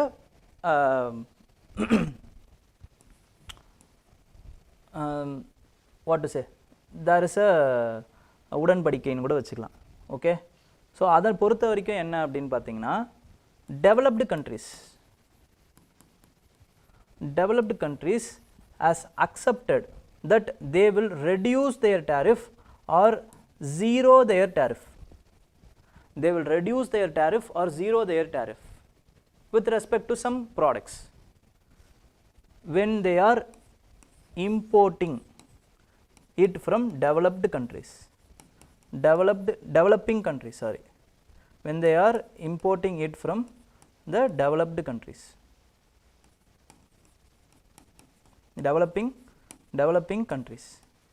developing countries and least developing countries. So இந்த கண்ட்ரீஸ்லேருந்து வரும் பொழுது நாங்கள் வந்து அவங்களுக்கு preferences கொடுப்போம் அப்படின்ட்டு வந்து ஒரு முடிவு எடுக்கிறாங்க. ஓகே, இந்த முடிவுக்கு பேர் தான் என்னன்னு பார்த்தீங்கன்னா ஜென்ரலைஸ்டு சிஸ்டம் ஆஃப் ப்ரிஃபரன்சஸ். இந்த கண்ட்ரீஸ், டெவலப்டு கண்ட்ரீஸ் யாருக்கு ஒன்றாலும் இதை கொடுக்கலாம். It is not with only with respect to US. Developed கண்ட்ரீஸாக கருதப்படக்கூடிய எந்த கண்ட்ரிஸ் ஒன்றாலும் டெவலப்பிங் கண்ட்ரீஸுக்கு அவங்களுக்கு ஏற்ற மாதிரி என்ன பண்ணலான்னு பார்த்தீங்கன்னா, எக்கனாமிக் அந்த எக்ஸ்போர்ட்லேருந்து கொஞ்சம் அந்த டேரிஃப் வந்து குறைக்கலாம். அவங்க இம்போர்ட் பண்ணக்கூடிய டேரிஃப்ஸை குறைக்கலாம். ஓகேங்களா, இதுதான் வந்து ஜென்ரலைஸ்டு சிஸ்டம் ஆஃப் ப்ரிஃபரன்ஸ். இப்போ என்னன்னு பார்த்தீங்கன்னா, during the Trump administration problem எங்கே ஆரம்பிக்குதுன்னு சொல்கிறேன். during the Trump administration நீங்கள் வந்து டெவலப்டு கண்ட்ரியாக மாறிட்டீங்க, அதனால் உங்களுக்கு இனிமேல் வந்து ஜென்ரலைஸ்டு சிஸ்டம் ஆஃப் ப்ரிஃபரன்சஸ் கொடுக்க முடியாதுன்ட்டு US is cancelling our generalized system of preferences. இந்தியாவுக்கு அவங்க கொடுக்கப்பட்ட அந்த சிஸ்டம் ஆஃப் ப்ரிஃபரன்சஸை வந்து கேன்சல் பண்ணுறாங்க. ஓகே, இப்போது இது ஒரு ப்ராப்ளம். நெக்ஸ்ட் இம்பார்ட்டண்ட்டான விஷயம் என்னென்னு பார்த்தீங்கன்னா சோஷியல் செக்யூரிட்டி ப்ரிஃபரன்சஸ் இல்லை சோஷியல் செக்யூரிட்டி டோட்டலைசேஷன். அப்போ இது என்ன சார் அப்படின்னா, இப்போது ஒரு 3 மாதமோ ஒரு 6 மாதமோ என்ன பண்ணுவாங்க, இங்கே ஐடியில் ஒர்க் பண்ணுறவங்க சும்மா ஆன்சைட்டுன்னு போயிட்டு வருவாங்க. அப்போ அந்த ஆன்சைட் போயிட்டு வரும்பொழுது அந்த 3 மாதமோ 6 மாதமோ ஒர்க் பண்ணும்போது they should also contribute for the insurance, அதுக்கப்புறம் மெடிசன் பில், இந்த மாதிரியான பில்லுலாம் இருக்குது. ஓகேங்களா, இன்சூரன்ஸ் அந்த ஸ்கீம் இருக்குது. இதுக்கு அவங்களோட சம்பளத்தை அவங்க கொஞ்சம் எடுத்துப்பாங்க. இங்கேயுமே வந்து அந்த மாதிரி வந்து பிஎஃப் அதுக்கப்புறம் அது இதுன்னு எல்லாம் சிஸ்டம் இருக்குது. ஸோ 2 இடத்துலையுமே இவங்க சம்பளத்தை வந்து எடுத்துக்கிற மாதிரியான ஒரு சூழ்நிலை இருக்குது. லாங் டேர்மில் ஒர்க் பண்ணுறவங்களுக்கு மட்டும்தான் அந்த பெனிஃபிட்லாம் கிடைக்கும். அங்கேயே தங்கி அங்கேயே ஒர்க் பண்ணுறவங்களுக்கு தான் அந்த பெனிஃபிட் கிடைக்கும். இவங்க தான் பண்ணிட்டு வந்துட போகிறாங்களே, அப்போ இவங்களுக்கு அந்த பெனிஃபிட் கிடைக்காது. அப்போ என்ன பண்ணுவாங்க, 2 கண்ட்ரீஸும் வந்து இந்த மாதிரி சோஷியல் செக்யூரிட்டி டோட்டலைசேஷன் ஒரு அக்ரிமெண்ட் போடுவாங்க. போடும் பொழுது எந்த கண்ட்ரி கூட போடுறாங்களோ அந்த கண்ட்ரிக்கு மட்டும் கொடுத்தா போதும், யூஎஸ்க்கு அவங்க வேலை செஞ்சாலுமே கொடுக்க தேவையில்லை. This will save enormous amount of salaries for the salaried criteria categories, especially IT employees. ஓகேங்களா, இதுதான் சோஷியல் செக்யூரிட்டி டோட்டலைசேஷன். இந்த 2 விஷயத்தையும் பற்றி இப்போதைக்கு நம்மளால் வந்து பேச முடியாது, பிகாஸ் there is எலெக்ஷன் அப்படிங்கிற மாதிரி நம்மளுடைய காமர்ஸ் மினிஸ்டர் வந்து சொல்லியிருக்காரு. ஓகேங்களா, ஸோ இந்த 2 கான்செப்ட் உங்களுக்கு தெரியணும், அவ்வளோதான்.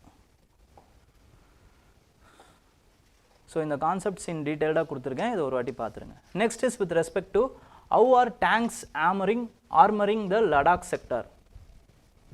tanks வந்து எப்படி வந்து ஆர்மர் பண்ணுறாங்க, இல்லைனா வந்து எப்படி they are protecting the Ladakh sector.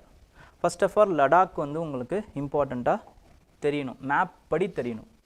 So first இது என்னன்னு பார்த்தீங்கன்னா this is the line of actual controlங்க. இந்த எல்லோ கலரில் இருக்குது பார்த்தீங்களா, இதுதான் line of actual control. இந்த line of actual control is where the Chinese are controlling after the 1962 war. இப்போ இந்த yellow color இந்த red color இருக்கு பாத்தீங்களா, these are the flash points during the Galwan Valley clash 2020 ல. Galwan Valley அதுக்கப்புறமா வந்து deep sang plain இதெல்லாம் வந்து flash points எங்க நடக்குதுன்னா இந்த ஏரியாஸ்ல தான் நடக்குது. அப்போ கல்வான் வாலி, டீப் சாங்கு, அதுக்கப்புறம் வந்து ஹாட் ஸ்ப்ரிங்ஸு, பாங்சோ சவுத்து, பாங்சோ நார்த்து, இந்த 4-5 இடங்களில் 7 இடம் சொல்லுவாங்க. இந்த 7 இடத்துல தான் வந்து அதுக்கப்புறமா வந்து தெம் சவுக் அப்படின்னு வரும். ஓகேங்களா, இந்த தெம் சவுக் இந்த இடங்களில் தான் வந்து என்ன ஆகுது, இந்த இடத்துல வரும் தெம் சவுக் அப்படிங்கிறது. ஸோ இந்த இடங்களில் தான் என்ன ஆச்சு அப்படின்னு பார்த்தீங்கன்னா இந்த கிளாஷஸ் நடந்துச்சு.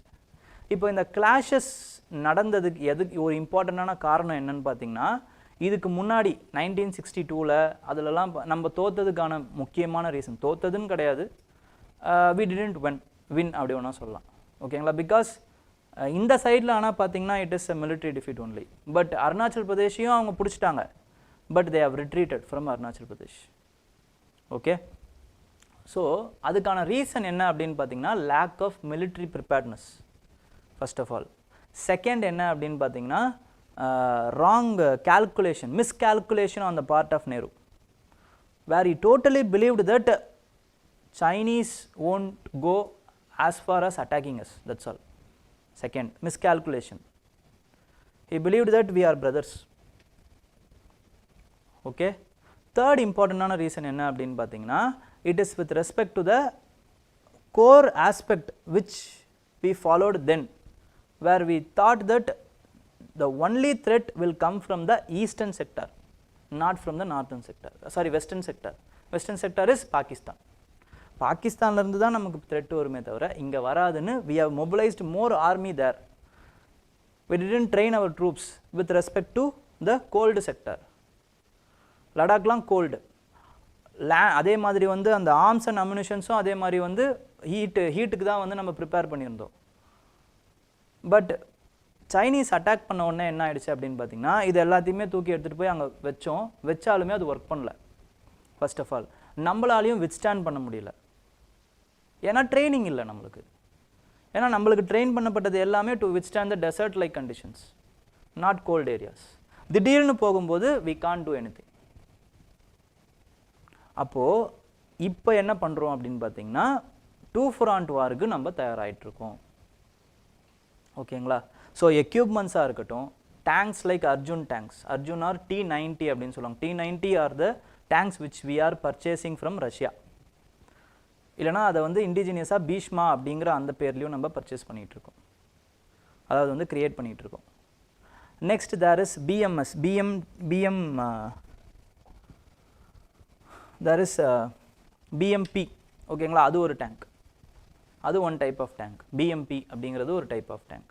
அதுக்கப்புறம் தேர் ஆர் ஹவட்சஸ் வந்து K9 ஹவட்சஸ் அப்படின்னு சொல்லுவாங்க, which we are also creating it. K9 howitzers, இதெல்லாம் வந்து ஞாபகம் வச்சுக்கோங்க. K9 வஜ்ரா, K9 வஜ்ரா, இதெல்லாம் எழுதி வச்சுக்கோங்க. இதெல்லாம் வந்து பிலிம்ஸில் கேட்குறதுக்கு வாய்ப்பு இருக்குது. K9 வஜ்ரா இஸ் அ ஹவட்சர் அப்படிங்கிறது வந்து ஒரு சின்ன பீரங்கி மாதிரி இருக்கும். ஓகேங்களா? Howitzers. So this is built by Larsen and Toubro, அதாவது வந்து LNT அப்படின்னு சொல்லுவாங்க. Larsen and Toubro built it with the defence transfer of technology gained from South Korea defence agency. ஓகேங்களா? இது ஒரு இம்பார்ட்டண்ட்டான விஷயம். நெக்ஸ்ட்டு, சரி, இதெல்லாம் வந்து நமக்கு இப்போ இங்கே இருக்கக்கூடிய காலகட்டத்தில் இந்த மாதிரி டேங்க்ஸ் ரொம்ப அவசியமா? ஏன்னா மிசைல் ஏரியல் அட்டாக் வந்துருச்சு, ட்ரோன் அட்டாக் வந்துருச்சு, இன்னமும் டேங்க்ஸ் அவசியமானா இந்த ஆர்டிக்கல் படி என்ன சொல்கிறாங்கன்னு பார்த்தீங்கன்னா இன்னுமே அவசியம்தான். இன்னுமே we need tanks, because aerial அட்டாக்னால உங்களால் வந்து ஒரு பெரிய பில்டிங்ஸை டெஸ்ட்ராய் பண்ண முடியும். And we have also anti aerial இது ஃபார் எக்ஸாம்பிள் அயன் டூம் மாதிரியான அந்த டெக்னாலஜிஸ் இருக்குது. But for the actual capturing of a place we need tanks. For mobilization of the place we need tanks. So ஒவ்வொரு countries after Russia Ukraine கான்ஃப்ளிக்ட்டுக்கு அப்புறம் நிறைய கண்ட்ரிஸோடைய அந்த tanks அந்த purchase வந்து ஏறி இருக்குது அப்படிங்கிறாங்க actually. And we are also technically altering the performance of the tanks. ஏன்னா ஹை ஆல்டிடியூடில் வந்து அந்த ஆக்சிடைசேஷன் வந்து ரொம்ப கம்மியாக இருக்குமா, ஆக்சிஜன் ரொம்ப கம்மியாக இருக்கும்போது ரேரிஃபைடு ஏர் இருக்கும்போது இதோட பர்ஃபார்மன்ஸ் வந்து அடி வாங்குமா அந்த டேங்க்ஸோட பர்ஃபார்மன்ஸ்லாம். ஸோ அதுக்கேற்ற மாதிரி we are also altering it. டெய்லியும் வந்து நம்மளால் வந்து அந்த டேங்க்ஸுக்கு எந்த வேலையும் இல்லைனாலுமே we are starting it and ஒரு 3-4 வாட்டி வந்து ஸ்டார்ட் பண்ணுறோம் அப்படிங்கிறாங்க டேங்க்ஸை. So we are also altering it. Training regimes அதே மாதிரி மாற்றி வச்சுருக்கோம். இந்த மாதிரி வந்து நிறைய விஷயங்கள் we are undergoing with respect to the tanks. Okay, so இதை ப்ரீவியஸ் இதில் கேட்குறதுக்கு வாய்ப்பு இருக்குது. எதில் அப்படின்னா வந்து வித் ரெஸ்பெக்ட் டு ஃபிலிம்ஸில் என்னென்ன டைப் ஆஃப் டேங்க்ஸ் இருக்குது, இல்லைனா வந்து டேங்க்ஸு இந்த K9 அவட்சஸ் இந்த வஜ்ரா அவட்சஸ் வச்சு கேட்கலாம். ஸோ இதெல்லாம் கொஞ்சம் கேட்குறதுக்கு வாய்ப்பு இருக்குது. ஓகேங்களா? அதே மாதிரி வந்து இன்னொரு டேங்க் லைட் டேங்க் வந்து வி ஆர் கன்ஸ்ட்ரக்டிங். ஓகே, அது என்ன அப்படின்னு பார்த்தீங்கன்னா அதான் வந்து ஜொராவரையும் வந்து ஃபிலிம்ஸில் கேட்குறதுக்கு வாய்ப்பு இருக்குது. Indigenously we are constructing this tank, indigenous light tank Zorawar being developed by the DRDO along with LNT. Okay, Zorawar பற்றியும் கேட்குறதுக்கு வாய்ப்பு இருக்குது, இதையும் நோட் பண்ணி வச்சுக்கோங்க.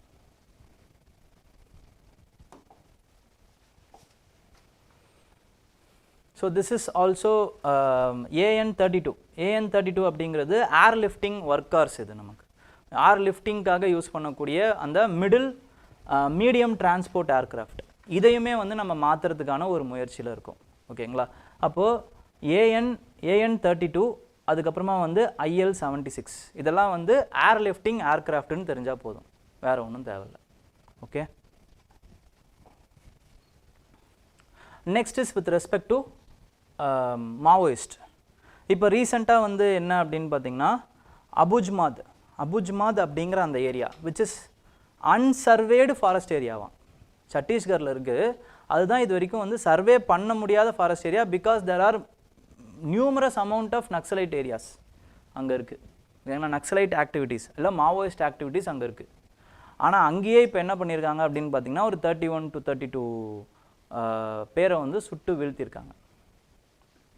ஓகே, இப்போது நம்ம என்ன பண்ண போகிறோம் அப்படின்னு பார்த்தீங்கன்னா வெறும்னா இது வீழ்த்தந்து இதெல்லாம் நமக்கு முக்கியம் கிடையாது. Okay, but the origin of Naxalism, the ideology of Naxalism, the causes of Naxalism, ஓகேங்களா, how they have come decline of Naxalism, what we have done, the strategies to reduce the Naxalism, and why we are calling it as a red corridor. அதுக்கப்புறம் left wing extremism னா என்ன, இது நமக்கு தெரியணும். ஓகேங்களா, ஏன்னா left wing extremism is very very important aspect in your GS3 internal security paper. Okay, so 1 minute தண்ணி குடிச்சிட்டு ஆரம்பிச்சிருவோம்.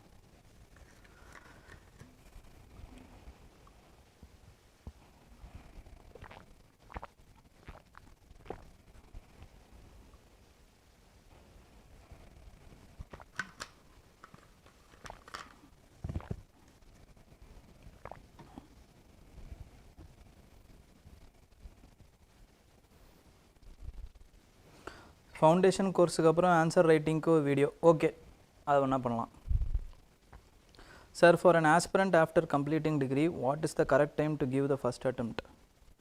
After completing degree first correct டைம்லாம் இல்லை. When you are ready you can give it. ஓகேங்களா, ஒரு வருஷம் நீங்கள் உட்காந்து படிக்கிறீங்க அப்படின்னா தென் யூ ஆர் ரெடி. அப்போ ஒரு வருஷம் கம்ப்ளீட்டாக சின்சியராக எப்போ படிக்கிறீங்களோ அப்போ நீங்கள் கொடுக்கலாம்.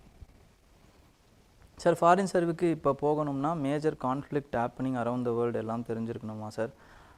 ஐஎஃப்எஸ் ஆகிட்டிங்கனாலே ட்ரைனிங்லேயே உங்களுக்கு எல்லாத்தையும் சொல்லி கொடுத்துருவாங்க. இப்போதைக்கு இந்த ப்ராசஸில் இருங்க. இந்த ப்ராசஸ் வந்து பாஸ் ஆகிறதுக்கான ப்ராசஸ். ஓகேங்களா, இப்படி தெரிஞ்சால் போதுமானது. இந்த ப்ராசஸில் இருக்கும்போதே உங்களுக்கு மேஜர் கான்ஃப்ளிக்ட்ஸ் எல்லாமே தெரிஞ்சிடும். Okay sir, I have started reading newspaper only from July sir. Most people say we have to read from January.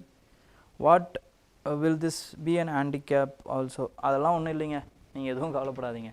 ஓகேங்களா, ஜூன்லேருந்தே படிங்க. ஜூன்லேருந்து ஒழுங்காக படிச்சிங்கன்னா போதும். ஓகே, படிக்கிறத திருப்பி ரிவைஸ் பண்ணுங்கள். இவ்வளோ தான் விஷயம். முடிஞ்ச அளவுக்கு டைம் இருக்குது அப்படின்னா பின்னாடி போங்க. பின்னாடி எப்படி போகலாம்? நியூஸ் பேப்பர் இல்லையே சார் அப்படின்னா you can refer some magazines. ஓகேங்களா, அப்புறம் இதுக்கான நியூஸ் பேப்பர் படிக்கும்போது நியூஸ் பேப்பரே படிங்க. நியூஸ் பேப்பர் படித்து அதை நோட்ஸ் எடுங்க, போதுமானது. இல்லை டிஎன்டி பாருங்கள், நம்மளுமே வந்து ஏப்ரல்லேருந்து போட்டிருக்கோம். ஓகேங்களா, அதையும் வேணால் பார்க்கலாம். பட் ரொம்ப அதிகமாக இருக்குது சார் என்னால் முடியல அப்படின்னா யூ கேன் ரெஃபர் மேகசின்ஸ். டைமே இல்லைனா அட்லீஸ்ட் ஜூன்லேருந்து படிக்கிறீங்களா அதை ஒழுங்காக படிங்க, ரிவைஸ் பண்ணுங்கள். That's all. Okay, so first of all இப்போ வந்து மாவோயிசமுக்கு வந்துடும். ஸோ மாவோயிசம் இதெல்லாம் தெரிஞ்சுக்கிறதுக்கு முன்னாடி we have to go for the கொஞ்சம் முன்னாடி போயிட்டு கம்யூனிசம் அப்படின்னா என்னன்னு தெரியணும் நமக்கு. கம்யூனிசம்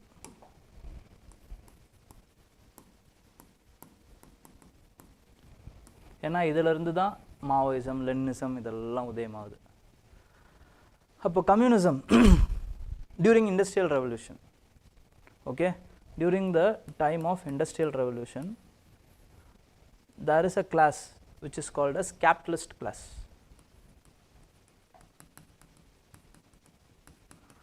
மூலதனத்தை போட்டு ப்ராஃபிட்டை பார்க்குறவங்க.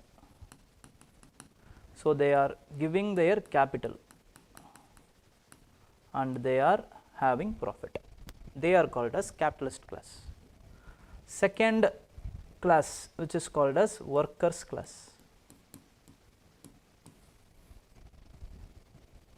So what they are giving? They are giving their work.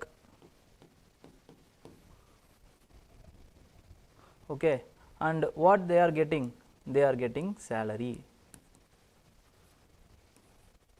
But what they are thinking is they are not getting enough what they are putting. ஓகேங்களா, they are exploited. Workers think they are exploited. உழைப்புக்கேற்ற ஊதியம் எனக்கு கிடைக்கலங்க, எல்லாத்தையுமே எல்லா உழைப்பையும் எங்ககிட்டேருந்து சுரண்டிக்கிட்டு இந்த capitalist class என்ன பண்ணிடுறாங்க அப்படின்னு பார்த்தீங்கன்னா ப்ராஃபிட்டாக எல்லாத்தையுமே அவங்களே எடுத்துக்கிறாங்க. So this has created two important segment which is called as haves and have nots. Haves and have nots, capitalist and proletariat அப்படிங்கிற அந்த ரெண்டு கிளாஸ் உதயம் ஆயிடுச்சு. ஸோ இப்போ ஒரு திங்கர் வராரு, அவர் பேர் தான் கார்ல் மார்க்ஸ். அவருடைய புக் தாஸ் கேபிட்டல் அப்படிங்கிற ஒரு புக் இருக்குங்க. அதில் என்ன சொல்கிறாரு அப்படின்னா, ஸோ தீஸ் ஹேவ் நாட்ஸ் இருக்காங்க பார்த்தீங்களா, இவங்க எல்லாருமே ஒரு கட்டத்தில் ஆர்ம்டு ஸ்ட்ரகிளுக்கு போவாங்க. ஆர்ம்டு ஸ்ட்ரகிளுக்கு போயிட்டு பொலிட்டிக்கல் அந்த இது வந்து இவங்க கையில் எடுத்துப்பாங்க. ஆர்ம்டு ஸ்ட்ரகிள் மூலமாக ஒர்க்கர்ஸ் பொலிட்டிக்கல் அதிகாரத்துக்கு வர்றதுக்கு பேர் தான் என்னன்னு பார்த்தீங்கன்னா கம்யூனிசம், கம்யூனிசம். ஸோ இதை தியரிட்டிக்கலாக சொன்னவர் வந்து கார்ல் மார்க்ஸ். இதை ப்ராக்டிக்கலாக ரஷ்யாவில் இம்ப்ளிமெண்ட் பண்ணது யார்? ரஷ்யாவில் இன் 1917 இம்ப்ளிமெண்ட் பண்ணது லெனின். போல்ஷெவிக்ஸ் பார்ட்டி அப்படின்னு ஒரு பார்ட்டி அவர் வச்சுருக்காரு. அவர் தான் வந்து என்ன பண்ணுறாரு அப்படின்னு பார்த்தீங்கன்னா அக்டோபர் ரெவல்யூஷன் அப்படின்னு ஒரு ரெவல்யூஷன் 1917. அப்போ வந்து என்ன பண்ணுவார்னா இவர் இதை இம்ப்ளிமெண்ட் பண்ணிடுறாரு. இந்த ஐடியாலஜியை உலக தொழிலாளர்களே ஒன்றுபடுங்கள், இழப்பதற்கு உங்களிடம் ஒன்றுமில்லை, அடைவதற்கு பொன்னுலகம் காத்திருக்கிறது அப்படின்றது தான் ஃபேமஸ் டைலாக் ஆஃப் லெனின். ஓகேங்களா? அப்படி எல்லாரையும் ஒன்று திரட்டி அவர் வந்து ஜார் ஆல்ரெடி போயிட்டாரு, அதுக்கப்புறம் மெல்ஷிவிக் பார்ட்டின்னு ஒன்று வந்திருக்கும், அதை துரத்திட்டு போல்ஷிவிக்ஸ் வந்து வந்துடுவாங்க பவருக்கு. ஓகேங்களா? அப்போது முதல்ல practical implementation of communism was done in Russia. இதுக்கப்புறமா தான் கேபிட்டலிஸ்ட் கிளாஸ் வந்து ரொம்ப பயப்பட ஆரம்பிச்சிடுறாங்க. ஏன்னா அது வரைக்கும் வந்து தியரிட்டிக்கலாக இருந்த ஒரு கான்செப்டை ஒர்க்கருடைய ஒரு ரெவல்யூஷன் மூலமாக ஒருத்தர் வந்து சாத்தியப்படுத்திட்டார். இப்போ ப்ராப்ளம் இங்கே தான் ஆரம்பிக்குது. அப்போ இதே ஃபார்முலா வச்சு என்ன பண்ணுறாங்க அப்படின்னு பார்த்தீங்கன்னா, அதுக்கப்புறமா வந்து உலகம் ஃபுல்லாக கம்யூனிஸ்ட் பார்ட்டின்னு நிறைய பார்ட்டிஸ் உதயமாகுது. Because of the exploitation of the industrial revolution. இண்டஸ்ட்ரின்னு ஒன்று இருந்தால் எக்ஸ்ப்ளாய்டேஷன் ஆஃப் ஒர்க்கர்னு ஒன்று இருக்கும். எக்ஸ்ப்ளாய்டேஷன் ஆஃப் ஒர்க்கர்னு ஒன்று இருந்துச்சுன்னா கம்யூனிஸ்ட் ஐடியாலஜி அங்கே வந்துடும். That's all, simple, finished. அப்போது இப்போ என்ன ஆகுது அப்படின்னு பார்த்தீங்கன்னா, இதே விஷயத்தை மாவோ எடுக்கிறார். மாவோ ஜிதாங் சைனாவில் எடுக்கிறார். சைனா வந்து அந்த டைமில் வந்து இண்டஸ்ட்ரியல் கண்ட்ரிலாம் கிடையாது. அப்போது என்ன ஆகுது அப்படின்னா, பட் தேர் இஸ் எக்ஸ்ப்ளாய்டேஷன். எப்படி எக்ஸ்ப்ளாய்டேஷன்? Peasants are exploited. இங்கே இவர் ஒர்க்கர்ஸை வச்சு பண்ணதை மாவோ என்ன பண்ணுறாருன்னு பார்த்தீங்கன்னா, இன் 1949 அவர் பெசன்ஸை வச்சு பண்ணுறாரு. That's all. இதுதாங்க டிஃப்ரென்ஸு. ஆர்ம்டு ஸ்ட்ரகிளை யூஸ் பண்ணி பெசன்ஸை வச்சு பொலிட்டிக்கல் அதிகாரத்துக்கு வர்றதுக்கு பேர் தான் மாவோயிசம். ஓகேங்களா? மாவோயிசம்ங்கிறது அதுதான். அப்போது இதே ஃபார்முலாவை வந்து என்ன பண்ணுறாங்கன்னு பார்த்தீங்கன்னா, இங்கே நக்சல்ஸ் வந்து ஈடுபடுறதுனால they are also called as Maoist. Because அவங்களோட டார்கெட் என்ன அப்படின்னா, தேர் டார்கெட், தேர் கேடர்ஸ் யார்? Tribal people, peasant people. அப்போ அதனால் அவங்களும் பெசன்ட் அப்படிங்கிறதுனால பெசன்ட்ஸ் who are struggling with respect with the arms to capture the power, political power. அதனால் அது மாவோயிசம் அப்படின்றது பேர். சார் அப்போ இது எப்போ ஆரம்பிக்குது sir? there are three phases of Naxalism. first of all, first phase வந்து என்ன அப்படின்னு பார்த்தீங்கன்னா, it is with respect to 1967 to 72. இதுதான் first phase. next வந்து 1972 to 2004. இது second phase. from 2004 to present, this is the third phase of Naxalism.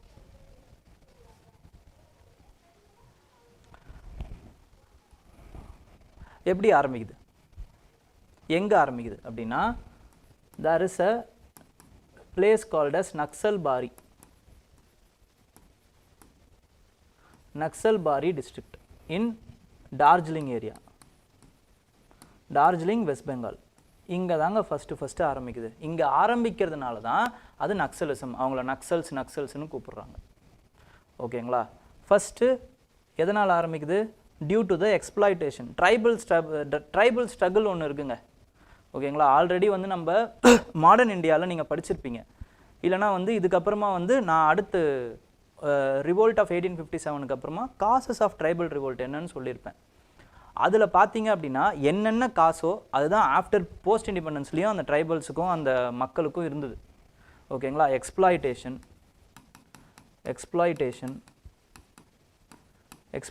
Of money lenders and ஜமீன்தார்ஸ்னு இல்லை, ஜமீன்தார் தான் ஒழிச்சிட்டாங்களே, பட் இருந்தாலுமே வந்து ஹையர் லேண்ட்லார்ட்ஸ் இருந்தாங்க. ஸோ அவங்களோட எக்ஸ்ப்ளாய்டேஷன். அதுக்கப்புறமா வந்து என்ன ஆயிடுச்சுன்னு பார்த்தீங்கன்னா ஏலியனேஷன். அந்த பெரிய பெரிய ப்ராஜெக்ட்ஸ் அப்படிங்கிற பேரில் ட்ரைபல் மக்கள் தான் அவங்களுடைய பூர்வ இடத்துலேருந்து அப்புறப்படுத்தப்படுறாங்க. ஒரு எக்ஸாம்பிளுக்கு சொல்லணும் அப்படின்னா, ட்ரைபலோட பாப்புலேஷனோட இந்தியாவில் ட்ரைபல் பாப்புலேஷன் வந்து வெறும் 8%. ஆனால் அந்த டெவலப்மெண்டல் ஆக்டிவிட்டீஸ்னால அப்புறப்படுத்தவங்களுடைய சதவீதம் பொறுத்த வரைக்கும் எவ்வளோன்னு பார்த்தீங்கன்னா 52லேருந்து 53% ட்ரைபல்ஸ் தான் ஒரு இடத்துலேருந்து இன்னொரு இடத்துக்கு போயிருக்காங்க, டிஸ்பிளேஸ் பண்ணப்பட்டிருக்காங்க. அப்போ இந்த ஆத்திரத்தெல்லாம் அவங்க எப்படி காட்டுறாங்க? By joining Naxalism. ஓகேங்களா? இப்படி தான் வந்து என்ன ஆகுதுன்னு பார்த்தீங்கன்னா, முதல்ல இந்த exploitation and alienation, this is the root cause of Naxalism, starting of Naxalism in India. அப்போ இதை முதல்ல வந்து யார் ஸ்டார்ட் பண்ணுறது? அமுல் மஜும்தார் அப்படிங்கிற ஒருத்தர் வந்து ஸ்டார்ட் பண்ணுறாரு. ஓகே, அதுக்கப்புறமா அவர் 70ஸ்லேயே இறந்துடுறாரு. And there is a 3 important thing which we have to know to sustain anything with respect to நக்சலிசம்க்கும் இதே தான் பொருந்தும். The sustenance of Naxalism is because of 3 important factors. ஒன்று வந்து ஐடியாலஜிக்கல் பேக்கிங். ஐடியாலஜி ஒன்று இருக்குது, ஆர்ம்டு ஸ்ட்ரகிள் பண்ணணும், ஸ்டேட்டுக்கு எடுத்து போராடணும் அப்படிங்கிற ஒரு ideology. And second one is with respect to dedicated cadres இருப்பாங்க. அவங்க எதனால் டெடிகேட்டடாக இருக்காங்க? Because they would have been suffered because of the actions of any state, sufferings of the cadres, so they would have become cadres. That's all. Next, with respect to leadership,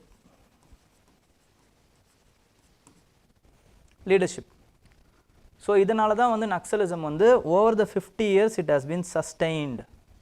Ideological backing, strong cadre and leadership. ஓகேங்களா? Next என்ன ஆகுதுன்னு பார்த்தீங்கன்னா, இந்த ஃபேஸில் இது start ஆகுது, இந்த ஃபேஸில் இது பரவுது. ஓகே, இந்தியான்னு எடுத்துக்கிறீங்க அப்படின்னா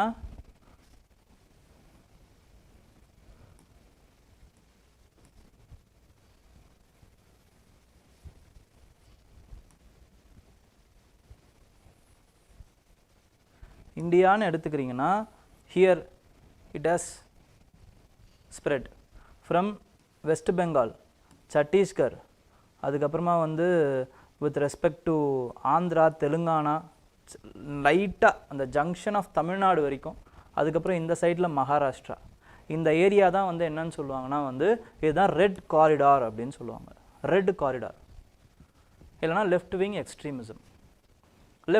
லெஃப்டிஸ்ட் அப்படிங்கிறது என்னன்னு பார்த்தீங்கன்னா, it is with respect to அந்த கம்யூனிஸ்ட் ஐடியாலஜி இல்லைனா வந்து அந்த சோஷியலிஸ்ட் ஐடியாலஜி, இப்படி இருக்கிறவங்கள தான் வந்து லெஃப்டிஸ்ட்னு சொல்லுவாங்க. லெஃப்டிஸ்ட் வந்து when they are armed struggling, ஆர்ம்ஸை வந்து வச்சு ஸ்ட்ரகிள் பண்ணுறாங்க அப்படின்னா then they are called as extremist. Extreme, ஒரு ஐடியாலஜியில் ரொம்ப எக்ஸ்ட்ரீமாக போயிட்டாங்கன்னு அர்த்தம். அதனால் அவங்க வந்து லெஃப்ட் விங் எக்ஸ்ட்ரீமிஸ்ட் அப்படின்னு சொல்கிறாங்க. அண்ட் தென் இதை வந்து ரெட் காரிடார் அப்படின்னு சொல்கிறாங்க. சார் 2004 என்ன சார் ஆச்சு? Because of many state actions, அந்த நிறைய இது இருந்தாங்க. ஓகேங்களா? கம்யூனிஸ்ட் பார்ட்டிஸ்லேயே வந்து communist party of Leninist, Marxist, இப்போ இருக்கக்கூடிய பொலிட்டிக்கல் கம்யூனிஸ்ட் பார்ட்டிஸ் நான் சொல்லலை, ஆர்ம்டு ஸ்ட்ரகிள்லேயே வந்து நிறைய பார்ட்டிஸ் இருந்தாங்க. பிஜிடபிள்யூ, இந்த மாதிரி நிறைய பேர் இருந்தாங்க. இவங்கெல்லாம் என்ன பண்ணுறாங்கன்னு பார்த்தீங்கன்னா, இவங்களோட கேடர்ஸ் வந்து கொஞ்சம் கொஞ்சமாக வந்து சுருங்குது. அதுக்கப்புறமா வந்து தனித்தனியாக இருந்தவங்க 2004 எல்லாரும் ஒன்றா சேர்றாங்க. ஒன்றா சேர்ந்து கம்யூனிஸ்ட் பார்ட்டி ஆஃப் மாவோயிஸ்ட்னு மாறுறாங்க. Maoist, they are a banned organization according to Unlawful Activities Protection Act. 2004 நடக்குது இது. ஓகேங்களா? ஸோ அதனால தான் இந்த 2004 வந்து ரொம்ப ரொம்ப இம்பார்ட்டண்ட்டான இது. ஸோ இதுதான் வந்து அவங்க காசஸ் ஆஃப் கிரியேஷன். ஓகேங்களா. Causes of creation of communism என்ன, இது கம்யூனிஸ்ட் மாவோயிஸ்ட் என்னது ஆர் நக்சலிஸ்ட் என்னது, because of the exploitation and alienation. Sir அவங்க எதனால் சார் இது ஆகுறாங்க, எதனால் ஆகுறாங்க? ட்ரைபல்ஸ் தானே கேடர்ஸ், அவங்க ஏன் வந்து இதுக்கு வராங்க அப்படின்னு பார்த்தீங்கன்னா, first of all tribal deprivation.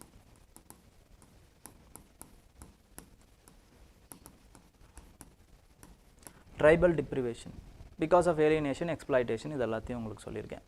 Next second இம்பார்ட்டண்ட்டான விஷயம் என்ன அப்படின்னு பார்த்தீங்கன்னா, அட்மினிஸ்ட்ரேட்டிவ் வேக்யூம். அட்மினிஸ்ட்ரேட்டிவ் வேக்யூம் வந்து இங்கே இருக்குது. அட்மினிஸ்ட்ரேட்டிவ் வேக்யூம்ங்கிறது என்னது sir? It is with respect to அடிப்படை வசதிகள், இன்ஃப்ராஸ்ட்ரக்சரல் வசதிகள்லேருந்து அந்த டெலிஃபோன் லைனு, அதுக்கப்புறம் ரயில்வேஸு, இதெல்லாம் வந்து உங்களுக்கு இல்லாமையே இருக்கும். பேங்கிங் ஃபெசிலிட்டிஸ்லேருந்து, ஸ்கூல் ஃபெசிலிட்டிஸ்லேருந்து, ஹாஸ்பிட்டலைசேஷன்லேருந்து எதுவுமே இருக்காது உங்களுக்கு. ஓகேங்களா. Administrative vacuum will be present. And then third important thing is with respect to governance issues. Governance issues அப்படின்னா with respect to they would have undergone many amount of injustice. அவங்களுக்கு தேவையான justice அவங்களுக்கு கிடச்சிருக்காது. Tribal பீப்புளுக்கு எக்ஸ்ப்ளாய்டேஷனில் வந்து அவங்க வந்து ரொம்ப பாதிக்கப்பட்டிருப்பாங்க. அதுக்கப்புறமா வந்து கரப்ஷன்னால் பாதிக்கப்பட்டிருப்பாங்க, டிஸ்பிளேஸ்மெண்ட்னால் பாதிக்கப்பட்டிருப்பாங்க. ஸோ கவர்னன்ஸ் இஷ்யூஸ் அங்கே நிறைய நடந்திருக்கும். அண்ட் தென் ஃபோர்த் இம்பார்ட்டண்ட்டான விஷயம் என்ன அப்படின்னு பார்த்தீங்கன்னா, which is called as economic cause. Economic காசுங்கிறது நம்ம நிறைய விஷயத்த சொல்லலாம். ஓகேங்களா. எல்லா அவங்களோட எக்ஸ்ப்ளாய்டேஷன், மணி லெண்டர்ஸ்லேருந்து எக்ஸ்ப்ளாய்டேஷன்லேருந்து எல்லாத்தையுமே நீங்கள் எக்கனாமிக் காஸ்ட்லேயும் நீங்கள் எடுத்துகிட்டு வரலாம். So these are the causes of the Naxalism still which is prevailing in the cadership support. அப்போது ஆஃப்டர் 2011-12 இந்த நக்சலிசம் வந்து கொஞ்சம் கொஞ்சமாக குறைய ஆரம்பிக்குது. So what are all the things which the government of India and state governments did அப்படின்னா, 3-pronged approach அப்படின்னு சொல்லலாம். 3-pronged approach which is infrastructural activities,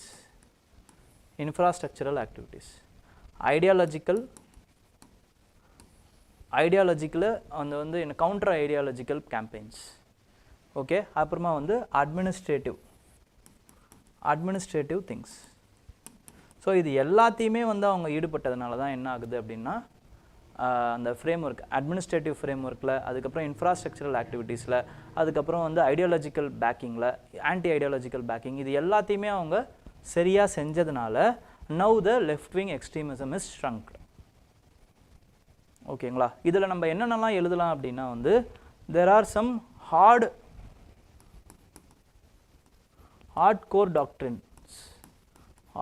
doctrines and then softcore doctrines. Hardcore doctrines and softcore doctrines. Hardcore doctrines அப்படிங்கிறது என்னன்னா, with respect to military, அதுக்கப்புறமா வந்து paramilitary forces வந்து strong பண்ணுறது by establishing Cobra battalion. ஓகேங்களா. அவங்கள மாதிரியே இவங்களும் கொரில்லா வார்ஃபேரில் நல்லா ஸ்ட்ராங்காக இருப்பாங்க. ஓகேங்களா. அதுக்கப்புறமா வந்து கிரே ஹவுண்ட்ஸ். ஸோ இந்த மாதிரி வந்து மிலிட்ரிலி வந்து பார்த்தீங்க அப்படின்னா, அதுக்கப்புறமா வந்து இன்ட்ராஸ்டேட் அண்ட் இன்ட்ராஸ்டேட் கோஆர்டினேஷனை வந்து இன்க்ரீஸ் பண்ணுறது. ஸோ இந்த மாதிரி வந்து எல்லா விஷயத்தையும் அவங்க பண்ணாங்க. State governments, central and state governments, between the state governments, இது எல்லாத்தையுமே பண்ணுறாங்க. செகண்ட் வந்து சாஃப்ட் கோரில் வந்து பார்த்தீங்க அப்படின்னா, there is a doctrine called as Samadan doctrine. S stand for smart leadership, அப்புறமா வந்து accountability, A stand for accountability, M stands for இப்படி வந்துக்கிட்டே இருக்கும். ஓகேங்களா. Dashboard, D stands for dashboard அப்படின்னு வரும். ஸோ இந்த மாதிரி வந்து சமாதான் டாக்ட்ரின் வந்து கொண்டு வராங்க. அதுக்கப்புறமா வந்து ரீஹாபிலிட்டேஷன் ஆக்டிவிட்டீஸில் அவங்க வந்து கொண்டு வராங்க. ரீஹாபிலிட்டேஷன், சரண்டர் பண்ணுற மாவோயிஸ்ட்டுக்கு அவங்க வந்து மறுவாழ்வு அளிக்கிறது, இந்த விஷயத்தெல்லாம் ஈடுபடுறாங்க. ஓகேங்களா. அதுக்கப்புறமா வந்து நிறைய இன்ஃப்ராஸ்ட்ரக்சரல் ஆக்டிவிட்டீஸ் கொண்டு வர்றது. Infrastructural activities through aspirational district programmes, school கட்டித்தர்றது, காலேஜ் கட்டித்தர்றது, ஹாஸ்பிட்டல்ஸ் கட்டித்தர்றது, இந்த மாதிரியான ஆக்டிவிட்டீஸில் ஈடுபடுறது. ஸோ இதுதான் வந்து என்னன்னு பார்த்தீங்கன்னா root cause of alienation and எக்ஸ்ப்ளாய்டேஷனை. அப்போ இன்னும் ஏன் இருக்குது அப்படின்னா இந்த 2 ஃபேக்டரும் இருக்குது இன்னும். ஓகேங்களா, காஸ்மெட்டிக் அப்ரோச் தான் இன்னுமே பண்ணிக்கிட்டு இருக்குமே தவிர இந்த root cause of alienation and எக்ஸ்ப்ளாய்டேஷனை இன்னுமே நம்ம வந்து களையலை. இப்போ இது களையாத வரைக்கும் மாவோயிசம் களையாது. எப்போ வந்து இதுவும் இந்தியாவிலேருந்து முழுக்க போதோ, ஓகேங்களா, சஸ்டைனபிள் டெவலப்மெண்ட் எப்போ வந்து நடக்குதோ, ட்ரைபல் கம்யூனிட்டிஸ்க்கும் எப்போ நடக்குதோ அப்போ தான் வந்து இது ஃபுல்லாக போகும். பட் ஏன் குறையுது? Because of the flat ideology of Maoist ideology, over reliance of மிலிட்ரியை ரொம்ப ரொம்ப நம்புறது. அதுவும் 21st சென்ச்சுரியில் ஸ்டேட்டுக்கு வந்து பார்த்தீங்க அப்படின்னா they have enormous amount of power. 20th சென்ச்சுரியோடைய ஸ்டார்டிங்கில் இருந்த சைனா மாதிரி கிடையாது இப்போ இருக்கக்கூடிய இந்தியா. அப்போ ஒரு மிலிட்ரி ரூல்னால மிலிட்ரியை வந்து மிலிட்ரியால் இது டாப்பிள் பண்ண முடியுன்ற ideology, it is a flawed ideology. It is bound to fail. Actually நீங்கள் வீக்கன் பண்ணால் பண்ணலாம், ஆனால் டெஸ்ட்ராய் பண்ண முடியாது இந்த மாதிரியான காலகட்டத்தில் இருக்கக்கூடிய ஒரு ஸ்டேட்டை. Because it has high displacement of men, material, capital, technology எல்லாமே இருக்குது. அப்போ அந்த ideology of having a what to say armed struggle against a state is a failed strategy in the modern 21st era actually. Okay, so இதனால தான் என்ன ஆகுதுன்னு பார்த்தீங்கன்னா இங்கே மட்டும் இல்லை, பெரு, பிலிப்பைன்ஸு, மலேசியா இங்கே இருக்கக்கூடிய இன்சர்ஜென்சியுமே தோக்கிறதுக்கான காரணம் இதுதான். அதை எந்த அளவுக்கு சீக்கிரம் புரிஞ்சுக்கிட்டு ஆல்டர்னேட் ஐடியாலஜியான அந்த டெமோக்ராட்டிக் இன்ஸ்டிடியூஷன் மூலமாக வந்து மாவோயிஸ்ட் சண்டை போடுறாங்களோ அப்போ வந்து அவங்க யாருக்காக சண்டை போடுறாங்களோ அந்த மக்களுக்கு ஏதாவது பிரயோஜனமாக நடக்கிறதுக்கு வாய்ப்பு இருக்குது. ஓகேங்களா, இப்போது மாவோயிஸ்ட் பற்றியும் லெஃப்ட் விங் எக்ஸ்ட்ரீமிசம் பற்றியும் ரொம்ப டீட்டெயில்டாக நான் சொல்லியிருப்பேன்னு நினைக்கிறேன். ஏதாவது டவுட்ஸ் இருந்தால் you can ask. Okay, next is with respect to medicine. ஓகேங்களா, மெடிசன் நோபல் ப்ரைஸ் வந்து விக்டர் ஆம்ப்ரோஸ் அப்புறமா வந்து கேரி ரூக்கன் அப்படிங்கிற அந்த 2 பேருக்கு வந்து கிடச்சிருக்கு. Medicine Nobel prize on medicine or physiology. ஓகேங்களா, ஃபார் தேர் டிஸ்கவரி ஆஃப் மைக்ரோஆர்என்ஏவை கண்டுபிடிச்சதுனால இவங்களுக்கு அது கிடச்சிருக்கு. சார் அது என்ன சார் மைக்ரோஆர்என்ஏ? இப்போ ப்ரோட்டீன் வந்து if we have to move or we have to do anything, we need proteins. ஓகேங்களா, அந்த ப்ரோட்டீன்ஸை ஒவ்வொரு செல்லும் வேறு ப்ரோட்டீன்ஸ் வந்து தயாரிக்கும். இப்போ இன்டெஸ்டைன் செல்லுக்கு ஒரு விதமான ப்ரோட்டீன் தேவை, கிட்னி செல்லுக்கு ஒரு விதமான ப்ரோட்டீன் தேவை. இந்த மாதிரியான ப்ரோட்டீன்ஸ் எல்லாத்தையுமே வந்து தயாரிக்கக்கூடிய விஷயத்தை கண்ட்ரோல் பண்ணுறது யார் அப்படின்னு பார்த்தீங்கன்னா இந்த மைக்ரோஆர்என்ஏன்றாங்க. இவ்வளோதான். அதுக்கு என்ன சொல்கிறாங்கன்னா அந்த பேர்லாம் நமக்கு போஸ்ட் டிரான்ஸ்கிரிப்ஷனல் ஜீன் ரெகுலேஷன். அப்போ போஸ்ட் டிரான்ஸ்கிரிப்ஷனல் ஜீன் ரெகுலேஷன் அப்படிங்கிற அந்த பேரை மட்டும் ஞாபகம் வச்சுக்கோங்க. ஒரு புரோட்டீன் தயாரிக்கிறதுக்கு 2 விதமான ஸ்டெப் இருக்குது, ப்ராசஸ் இருக்குங்க. ஓகேங்களா, அது என்ன அப்படின்னா இட் இஸ் டிரான்ஸ்கிரிப்ஷன் அப்புறம் டிரான்ஸ்லேஷன். புரோட்டீனை தயாரிக்கிறதுக்கு 2 விதமான ஸ்டெப். இந்த ஸ்டெப்பை மட்டும் ஞாபகம் வச்சுக்கோங்க, வேறு எதுவும் உங்களுக்கு தேவையில்லை.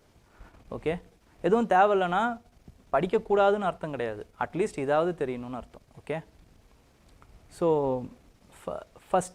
ஃபஸ்ட்டு என்னன்னு பார்த்தீங்கன்னா transcription, next is translation. Transcription அப்படிங்கிறது செல் வந்து என்ன பண்ணும் அப்படின்னா ஒரு டிஎன்ஏ சீக்வன்ஸை காப்பி பண்ணி மெசஞ்சர் ஆர்என்ஏ கிட்ட அனுப்பும்.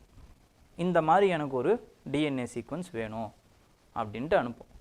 மெசஞ்சர் ஆர்என்ஏ என்ன பண்ணுன்னா நியூக்ளியஸுக்கு உள்ளே போயிட்டு ரைபோசம் கிட்ட சொல்லும், இந்த மாதிரி எனக்கு இந்த சீக்வன்ஸை கொடுத்துருக்காங்க, இதை எனக்கு செஞ்சு கொடு அப்படின்ட்டு. ரைபோசம் என்ன பண்ணும் அப்படின்னா டிரான்ஸ்ஃபர் ஆர்என்ஏ கிட்டேருந்து வந்து அந்த இதுதான் வந்து இந்த இடம் இருக்குல்ல, இது வரைக்கும் தான் வந்து டிரான்ஸ்கிரிப்ஷன்னு சொல்லுவாங்க.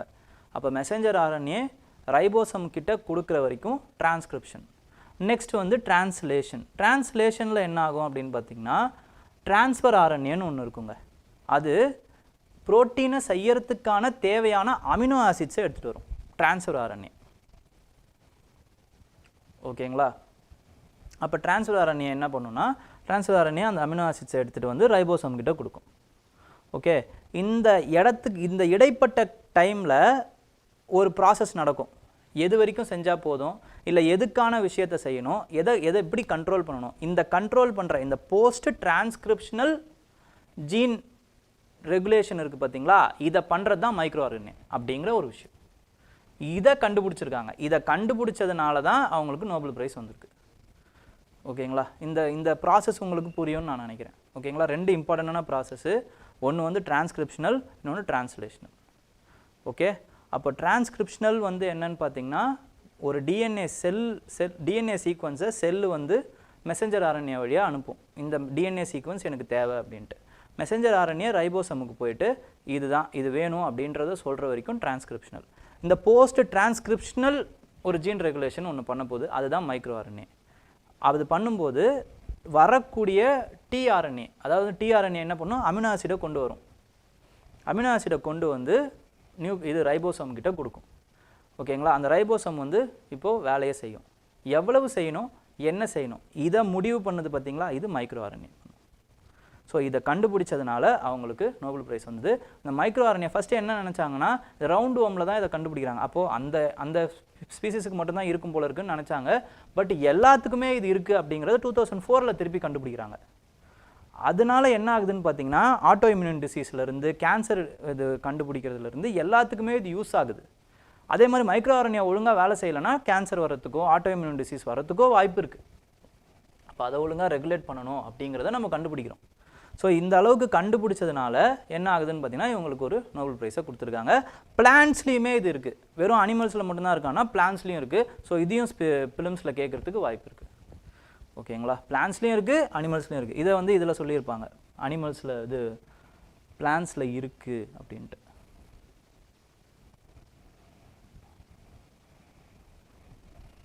Plants use the same microRNA process, making process to make another kind of RNA that damages mRNA in an attacking virus. Attacking virus ஓடைய messenger RNA damage பண்ணுறதுக்காக இந்த மைக்ரோஆர்என்ஏவை யூஸ் பண்ணுறாங்களாம். அதே ப்ராசஸை பிளான்ஸ் யூஸ் பண்ணுதான். ஸோ இதையும் நீங்கள் தெரிஞ்சு வச்சுக்கணும். That's all. ஓகே, யாருக்கு Nobel prize கொடுத்தாங்க, எதுக்கு கொடுத்தாங்க, மைக்ரோஆர்என்ஏ என்ன பண்ணுது, அதோட அப்ளிகேஷன்ஸ் என்ன, அனிமல்ஸுக்கும் பிளான்ஸுக்கும் ரெண்டுத்துக்கும் இருக்குது. இவ்வளோதான் விஷயம். இதெல்லாம் கான்செப்ட் புரிஞ்சுக்கிட்டிங்கன்னா போதுமானது. Okay, so there is another important thing with respect to unpacking the center's affidavit on marital rape. Okay, centre வந்து என்ன சொல்லியிருக்காங்க அப்படின்னா வந்து marital rape பற்றி சில விஷயங்களை பேசியிருக்காங்க.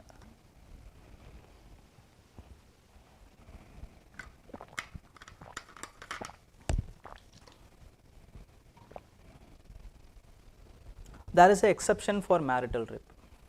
Okay, பட் ஒரு பொது நல கருத்தோட இல்லைனா வந்து இப்போ என்னையும் இதுவாக கேட்குறீங்க அப்படின்னா, it should not be, because a rapist is a rapist, that's all. Okay, but centre is giving some explanation, ஏன் வந்து நாங்கள் எக்ஸம்ஷன் கொடுத்தோம் அப்படிங்கிறது, ஏன் என்னென்ன கொடுத்துருக்காங்க, அதுக்கான கவுண்டர் ஆர்குமெண்ட்ஸ் என்ன அப்படின்ட்டு நான் வந்து இந்த இதுக்குள்ளே தான் இருக்குது, அதை நான் பிரித்து உங்களுக்கு கொடுத்துருக்கேன். ஓகேங்களா, இதை எத்திக்கல் டேர்ம்ஸ்லையும் நீங்கள் எழுதலாம், எஸ்ஏலையும் யூஸ் பண்ணிக்கலாம். அப்படி இல்லைனா இதை பற்றி ஸ்பெசிஃபிக்காக கேட்க மாட்டாங்க. ஓகேங்களா, இது என்ன சென்சிட்டிவான டாபிக், பட் எஸ்ஏ எத்திக்ஸில் இல்லை வந்து உங்களை இன்டர்வியூ ப்ராசஸில் கேட்குறதுக்கு வாய்ப்பு இருக்குது. Okay, so with respect to it marital rape exception சென்டரோட ஆர்குமெண்ட் என்ன, first argument, it is differential treatment of married and unmarried woman. இப்போ மேரிட் பண்ணிட்டாலே there is a reasonable sexual access வந்துடுது பார்ட்னருக்கு அப்படிங்கிற மாதிரி சொல்கிறாங்க, சென்டரோட அஃபிடவிட்டில் சொல்கிறாங்க. ஆனால் அதை எதிர்த்து பேசுகிறவங்க என்ன பண்ணுறாங்கன்னா, அது என்ன ரீசனபிள் செக்ஷுவல் ஆக்சஸ்ஸு, அது வந்து என்னன்னு டிஃபைன் பண்ணாமல் ஆம்பிகுவஸாக இருக்கிறதுங்கிறது ரொம்ப ஆபத்தான ஒரு விஷயம் அப்படிங்கிறத சொல்கிறாங்க, அதை வந்து எதிர்த்து பேசுகிறவங்க. Next, marriage creates a special expectation வந்து கிரியேட் ஆகுது மற்ற லிவ் இன் ரிலேஷன்ஷிப்லேயோ இல்லைனா வந்து மேரேஜ் இல்லாத ஒரு ரிலேஷன்ஷிப்பில், லவ் இருக்கிற மாதிரியான ஒரு ரிலேஷன்ஷிப்பில் இதெல்லாம் கிடையாது. ஸோ அதனால் இது வந்து இந்த விஷயம் வந்து செல்லும் அப்படிங்கிற மாதிரி சொல்லிடுறாங்க. ஓகேங்களா, நெக்ஸ்ட் வந்து marital rape is a social issue, not a legal issue. லீகலாக நீங்கள் இதை அணுக முடியாது, இதை சோஷியலாக தான் அணுகணும். சோஷியலாக நீங்கள் அக்செப்ட் ஆகிற வரைக்கும் இதை வச்சுருக்கணும். இல்லைனா the very institution of the marriage will be under problem.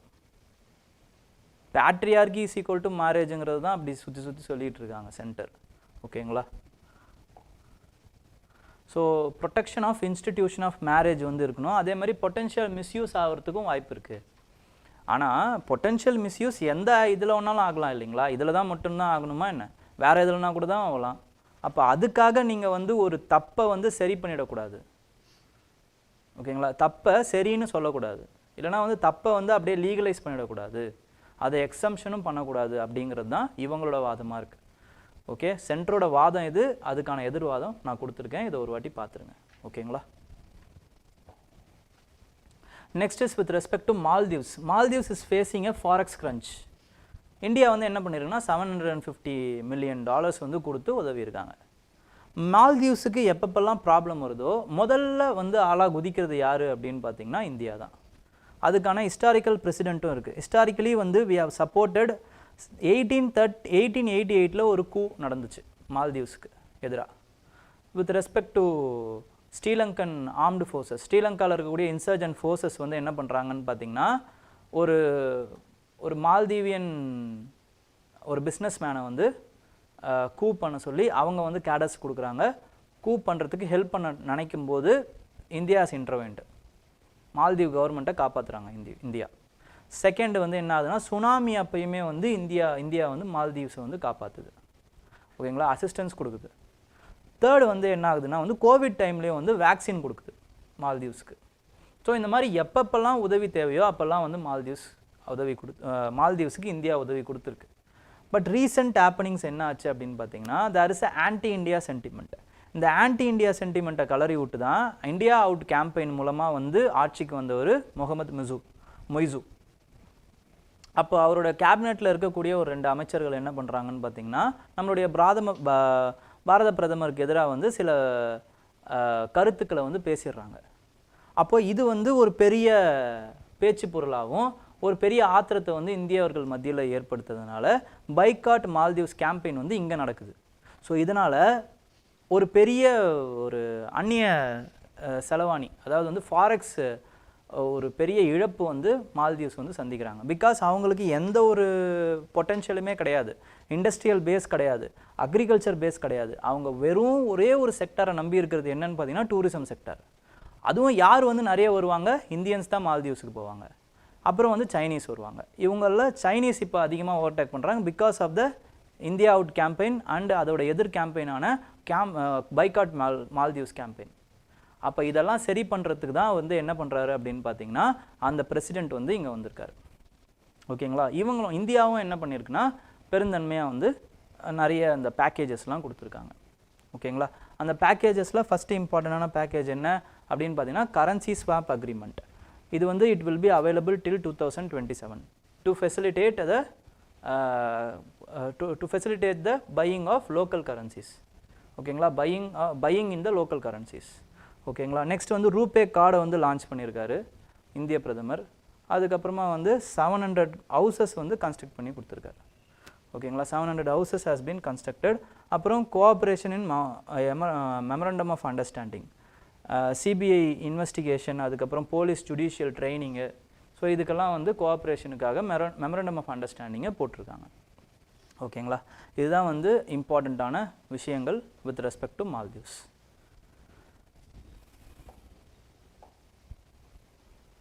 Next is with respect to rebalancing of India's great power relations.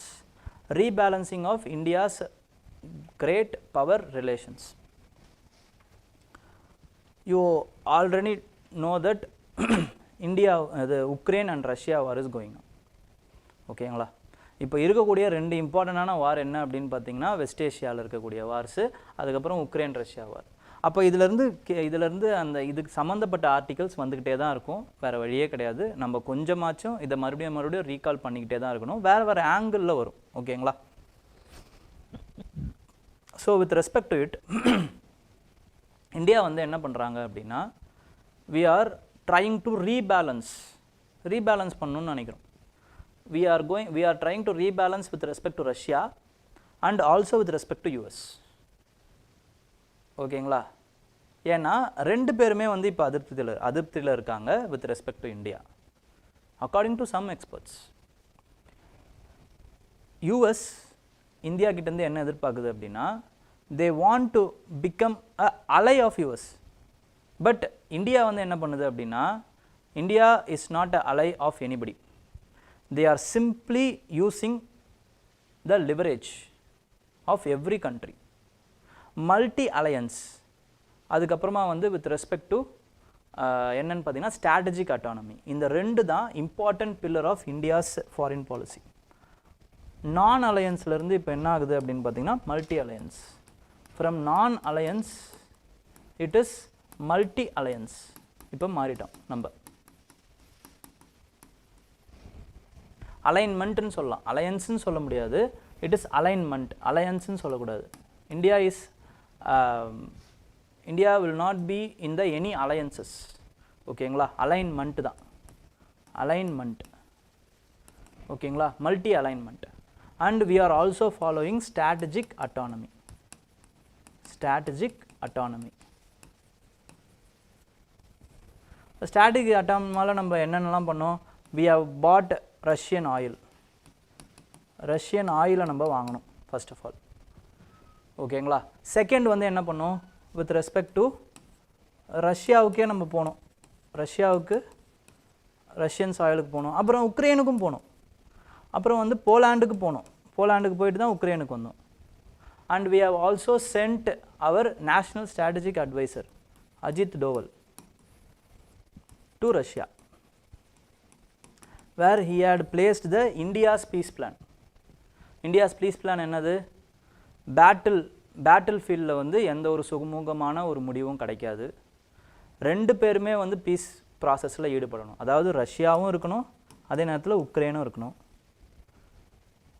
India வந்து ஒரு கரெக்டான ஒரு மீடியேட்டராக ஆக்ட் ஆகும்.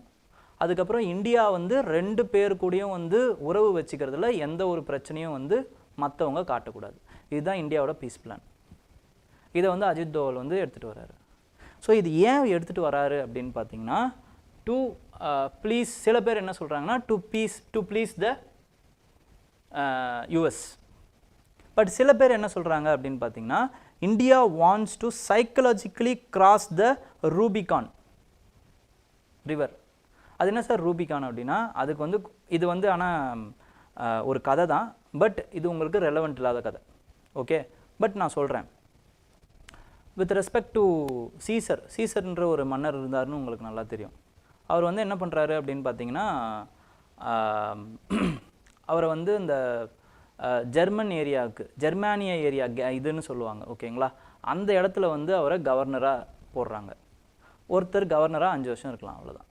அதுக்கப்புறம் என்ன பண்ணணும்னா அவரோட ஆர்மிஸை வந்து சரண்டர் பண்ணிடணும், தனியாக தான் வரணும். சீசர் மேலே வந்து என்ன பண்ணுறாங்கன்னா நிறைய குற்றச்சாட்டுகளை வச்சு அவரை அரெஸ்ட் பண்ணுறதுக்காக காத்துக்கிட்டு இருக்காங்க. சீசருக்கு நல்லா தெரியும். ஆனால் ஒரு கவர்னராக இருக்கிறவர் என்ன பண்ணணும்னா ஆர்மியோடு வரக்கூடாது. ரூபிகான் அப்படிங்கிறது தான் வந்து இட்டாலியோடைய அந்த காலத்துடைய ரோமாபுரியோடைய அந்த எல்லை. நீங்கள் ஆர்மியோட ரூபிகானை கிராஸ் பண்ணுறீங்க அப்படின்னா என்ன அர்த்தம்னா you are going to wage war against Rome எம்பையர்னு அர்த்தம். சீசர் என்ன பண்ணுறாரு அப்படின்னா he has made up his mind and he has crossed the Rubicon with the army. அதில் தான் ஒரு ஃபேமஸ் டைலாக்கும் வரும், the die has casted அப்படின்ட்டு. அப்படின்னா என்ன அர்த்தம்னா தலையெழுத்து எழுதப்பட்டு விட்டது, இனிமேல் வர்றது வரட்டும். Then comes the civil war in which he has triumphed. Bombay அப்படிங்கிறவர் வந்து ஜெயிக்கிறாரு. ஜெயிச்சு இவர் வந்து என்ன பண்ணுறாருன்னா டிக்டேட்டர் ஆகிறாரு. டிக்டேட்டர் ஆகிட்டதுக்கு அப்புறமா தான் வந்து கிங்காக ஆகிடக்கூடாதுன்னு இவரை கொண்டுடுறாங்க. ஸோ இதுதான் கதை. பட் அந்த ரூபிகான் ரிவர் அப்படிங்கிறது என்னன்னு பார்த்தீங்கன்னா the crossing of Rubicon river is something that we have to psychologically do to become an strategic what to say for a global power. global power-ஆக மாறுறதுக்கு ரூபிகானை கிராஸ் பண்ணணும், சைக்கலாஜிக்கல் ரூபிகானை கிராஸ் பண்ணணும்னு ஒரு line வரும் இந்த இதில். ஸோ அது வந்து நல்லா இருந்துச்சு, அதனால் இந்த ஹிஸ்டாரிக்கல் கான்டெக்ஸ்டையும் உங்களுக்கு சொன்னேன், வேறு ஒன்றும் இல்லை. இதெல்லாம் நீங்கள் எதில் யூஸ் பண்ணலாம் அப்படின்னா வந்து எஸ்ஏல யூஸ் பண்ணிக்கலாம். ஓகேங்களா, சைக்கலாஜிக்கல் ரூபிகான் அப்படின்ட்டு ஒரு ஹெட்டிங்காவோ இல்லைனா வந்து எழுதும்போது ஒரு மெட்டஃபராக எழுதும்போது இன்னும் நல்லாயிருக்கும்.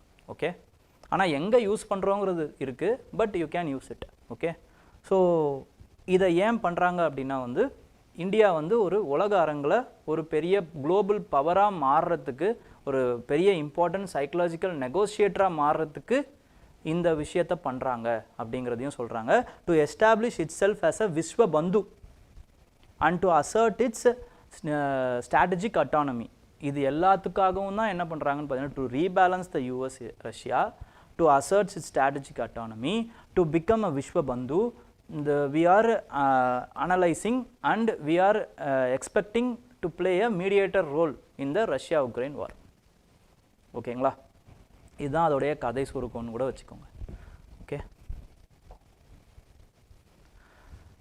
next is with respect to the casteist provision in the casteist provision in the prison manuals. இது வந்து ரொம்ப ஒரு என்ன சொல்கிறது, ஒரு ஆச்சரியம் அளிக்கக்கூடிய ஒரு விஷயமா இருக்குது. எனக்கு நான் படிக்கும்போது இருந்துச்சு. பிகாஸ் சுதந்திரம் ஆகி 75 years ஆகுது. And we ultimately know that we are guided by the constitutional principles of equality, non-discrimination and with respect to untouchability. இது எல்லாமே கான்ஸ்டிடியூஷனில் இருக்குது. ஆனால் இது எல்லாமே prison manualஸில் இருக்குது. ஓகேங்களா, இது பெரிய ஆச்சரியமாக எனக்கு வந்து இருந்துச்சு. என்னடா இவ்வளோ வருஷம் வந்து இதை யாருமே பார்க்காம, இதை யாருமே கண்டுக்காமல் எப்படி வந்து இருக்க முடிஞ்சுது?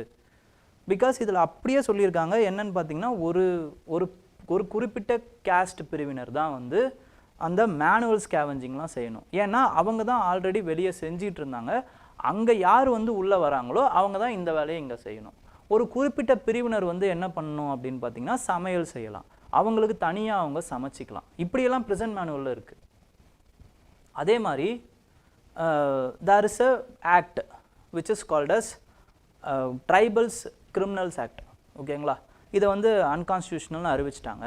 அதில் என்ன இருக்கும்னு பார்த்தீங்கன்னா, கிரிமினல் ட்ரைப்ஸ்னு இருக்கும். இந்த கிரிமினல் ட்ரைப்ஸை தான் தூக்கிட்டு டீநோட்டிஃபைட் டைப்ஸாக அவங்க ஆக்குறாங்க.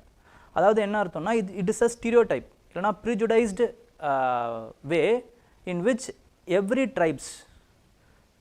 every person who is born in that tribe is a criminal by birth, which is discriminatory.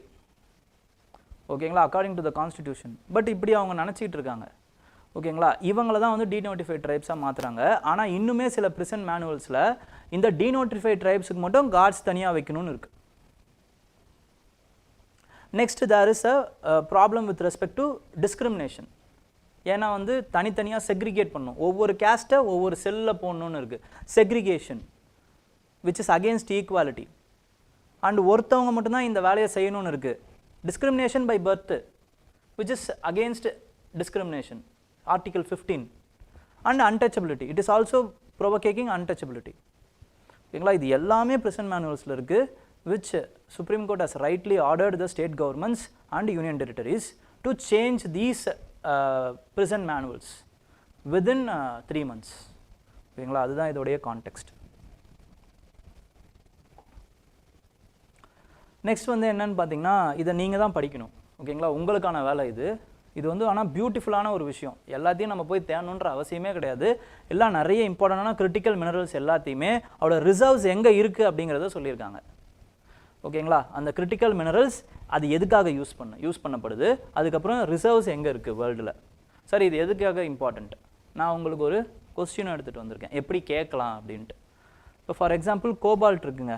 Cobalt தான் வந்து என்னன்னு பார்த்தீங்கன்னா, Congo, Australia, Indonesia as the highest reserves. காங்கோவில் பார்த்தீங்கன்னா 54.5% இருக்குது. ஓகேங்களா, இப்போ இதை படிச்சிருந்தீங்க அப்படின்னா 2023 கேட்ட கொஸ்டின் இது. About 3/4 of the world's cobalt, a metal required for manufacturing a battery for electric motor vehicles, is produced in Democratic Republic of Congo. இப்படி தான் கேட்பாங்க. இப்படியும் கேட்கலாம், இப்போ வேறு மெட்டீரியல்ஸும் கேட்கலாம், இல்லைனா இதையே வந்து திருப்பி வேறு மாதிரி கேட்கலாம். எப்படி கேட்கலான்னா, கோபால்ட்டு மேட்ச் த ஃபாலோயிங்கில் manufacturing material required for the electric motor vehicle, that's all. இப்படியும் கேட்குறதுக்கு வாய்ப்பு இருக்குது. இப்படியும் படிக்கணும். அப்போது என்ன பண்ணணும், அதோடைய யூசஸையும் படித்து வச்சுக்கணும். அதோட ப்ரொடக்ஷன் இது எங்கே இருக்குது, அதோடைய அவைலபிலிட்டி எங்கே இருக்குது, அதுக்கப்புறம் ப்ராக்சைட்டா பிரைமரி சோர்ஸ் ஆஃப் அலுமினியம், அதுக்கப்புறமா வந்து குரோமியமா ஜியோதர்மல் அண்ட் சோலார் பவருக்காக யூஸ் ஆகுது, கோபால்ட்டா லித்தியம் அயான் பேட்டரி, காப்பரா போட்டோவோல்டிக்ஸு யூஸ் ஆகுது. இப்படி எல்லாத்தையுமே நீங்கள் படிக்கணும். இது ஏன்னா மேட்ச் த ஃபாலோயிங்லையும் கேட்கலாம், அதே மாதிரி ரிசர்வ்ஸ் எங்கே இருக்குன்னு கேட்கலாம். அதே மாதிரி இதில் இந்தியா இருக்குது அப்படின்னா இந்தியா எத்தனாவது இடத்துல இருக்குன்னு பாருங்கள். ஃபார் எக்ஸாம்பிள் குரோமியம் இருக்கா, இந்தியா வந்து 3rd இடத்துல இருக்குது. ப்ராக்சைட் இருக்கா, இந்தியா வந்து எங்கே இருக்குது, 1 2 3 4 5 6 7 8 8வது இடத்துல இருக்குது. ஓகே, அதுக்கப்புறமா வந்து வேறு எது இருக்குது இந்தியாவில், மேக்னீஸ் இருக்குது, அப்புறம் கிராஃபைட் இருக்குது. And then with respect to rare earth மினரல்ஸில் வந்து இந்தியா வந்து 5th இடத்துல இருக்குது. ஓகே, இந்த மாதிரி வந்து இந்தியா எங்கெங்கே இருக்குது, சில்வர் பாருங்கள், சில்வரும் இந்தியாவில் இருக்குது, யுரேனியமும் இருக்குங்க, ஆனால் லைட்டாக கம்மியாக இருக்குது. ஸோ இதெல்லாம் கொஞ்சம் பார்த்து வச்சுக்கோங்க, இப்படி பார்த்து நோட் பண்ணி வச்சுக்கோங்க. ஓகேங்களா, இது நோட் பண்ணணுன்ற அவசியம் இல்லை, இது அப்படியே பிரிண்ட் அவுட் எடுத்து ஒட்டி வச்சுருங்க, அவ்வளோதான், that's all, finished. With respect to high performance buildings. High performance பில்டிங்ஸ்னால் என்ன சார் அப்படின்னா, பில்டிங்ஸ்னால என்ன சார் ஆகிட போகுது, பில்டிங்ஸ் பிகாஸ் ஆஃப் அர்பனைசேஷன். பில்டிங்ஸில் என்ன, இப்போ ஃபார் எக்ஸாம்பிள் இங்கே பார்த்தீங்கன்னா இப்போ நான் வந்து ரொம்ப பளிச்சுன்னு தெரிகிறேன் அப்படின்னா because of the surrounding lights. And நான் கொஞ்சம் நல்லா ஃப்ரீயாக இருக்கேன் அப்படின்னா because of the AC in this room.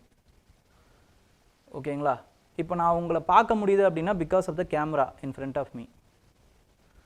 Fan இருக்குது, லைட்ஸ் இருக்குது, டிவி இருக்குது, இது எல்லாமே என்ன பண்ணுது, it is consuming electricity. So there is a release of greenhouse gas. ஓகேங்களா, அப்போது ஒரு பில்டிங்கை என்ன பண்ண முடியும், எஃபிஷியண்ட்டாக மாற்ற முடியும். எப்படி, நேச்சுரல் ரைட்டை உள்ளே கொண்டு வர்றது மூலமாக லைட்ஸை வந்து நம்மளால் வந்து கட்டுப்படுத்த முடியும், டார்க்காக இல்லாமல் பண்ண முடியுமா. அதுக்கப்புறமா வந்து ஒரு ரீசைக்கிளிங் ஆஃப் வாட்டர், எஃபிஷியன்சியை கொண்டு வர முடியுமா. ஓகேங்களா, கூலிங் இன்சுலேஷனை அதிகப்படுத்துறதன் மூலமாக என்ன பண்ண முடியும் அப்படின்னா ஹீட்டிங்கை குறைக்க முடியுமா. இப்படி அந்த பர்ஃபார்மன்ஸ் ஆஃப் த பில்டிங்கை நம்ம ஏற்றுறோம். இல்லைனா வந்து நம்ம சில நேரம் என்ன பண்ணுவோம், மறதினால் ஃபேன் லைட்டை போட்டு வெளில போயிடுவோம், ஃபேனு லைட்டு எல்லாத்தையும் சுவிட்செல்லாம் ஆன் பண்ணிட்டு வெளில போயிடுவோம். ஸோ இதெல்லாமே வந்து என்னான்னு பார்த்தீங்கன்னா இப்போ ஆட்டோமேட்டிக் ஏஐ ஆட்டோமேட்டட் பில்டிங்ஸ்னு வந்துச்சு. உள்ளே வருமா, உள்ளே வந்ததுக்கப்புறமா தான் ஃபேன் ஆட்டோமேட்டிக்காக ஆன் ஆகிடும், நம்மளோட சென்சாரை வச்சு, சென்சரி மோஷன்ஸை வச்சு ஆட்டோமேட்டிக்காக ஆன் ஆகும், because it is connected with AI. And there is a concept called as LED walls. ஓகேங்களா, it will store the energy. Walls வந்து it will store the energy from the solar. அதை வந்து batteries மூலமாக வந்து store பண்ணி அதன் மூலமாக வந்து எலக்ட்ரிசிட்டி உருவாக்கும். அப்போது the zero energy கான்செப்ட் இல்லைனா வந்து க்ரீன் பில்டிங்னு சொல்லுவாங்க, இது ஃபஸ்ட்டு ஸ்டேஜ். அதோடைய அடுத்த ஸ்டேஜ் தான் என்னன்னு பார்த்தீங்கன்னா ஹை பர்ஃபார்மன்ஸ் இன் பில்டிங்ஸ். இது எதுக்கு சார் அப்படின்னா to reduce the emissions of greenhouse gas, environmental இம்பேக்டை கம்மி பண்ணுறதுக்கு. அதுக்கப்புறமா வந்து உள்ளுக்குள்ளே வந்து அந்த யூஸருடைய அந்த ஆம்பியன்ஸை வந்து வளர்க்குறதுக்கு. இது எல்லாத்துக்குமே வந்து என்ன இப்போ தேவைப்படுது அப்படின்னு பார்த்தீங்கன்னா because of India is fastly growing with respect to urbanization. 2030 கிட்டத்தட்ட வந்து 600 மில்லியன் பீப்புள், அதாவது 60 கோடி பேர் வந்து எங்கே இருக்க போகிறாங்க அப்படின்னு பார்த்தீங்கன்னா இந்தியாவில் அர்பனைஸ்டு ஏரியாவில் இருக்க போகிறாங்க. அப்போ எவ்வளோ பில்டிங்ஸ் கட்டப்படும், எவ்வளோ எனர்ஜி கன்சியூம் பண்ணப்படும். இப்போவே வந்து இந்த டைம்லேயே வந்து பார்த்தீங்கன்னா சம்மரில் எல்லோரும் ஏசி போட்டுடுறோம். அப்போ அங்கே அந்த டைமில் இப்போ என்ன ஆகும், இன்னும் ஏசி போட்டோம் அப்படின்னா again urban heat island effect. இது இல்லாமல் வந்து நிறைய வந்து அர்பன் கன்ஜஷன்ஸ். ஸோ இதெல்லாம் எப்படி கம்மி பண்ணுறது அப்படின்னா த்ரூ, இது ஒன் ஆஃப் த மெத்தட் தான், இது ஒன்லி மெத்தட் இல்லை. ஓகேங்களா, இதை ஒரு பாயிண்ட்டாக தான் உங்களுக்கு தேவைப்படும். ஓகேங்களா, ரொம்ப இம்பார்ட்டன்ட் இல்லை, ஒரு பாயிண்ட்டாக நீங்கள் எழுதலாம் ஹை எனர்ஜி பில்டிங்ஸ் அப்படின்ட்டு. ஓகேங்களா, ஃபார் சஸ்டைனபிள் அர்பனைசேஷன்.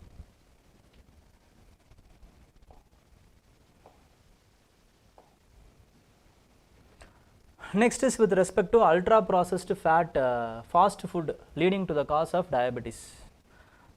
ஒரு விஷயம் மட்டும் நம்ம இந்த படிக்கிற ப்ராசஸ்லேருந்து ஒன்று தாங்க ஒன்று இம்பார்ட்டண்ட்டாக புரிஞ்சுக்கினேன்.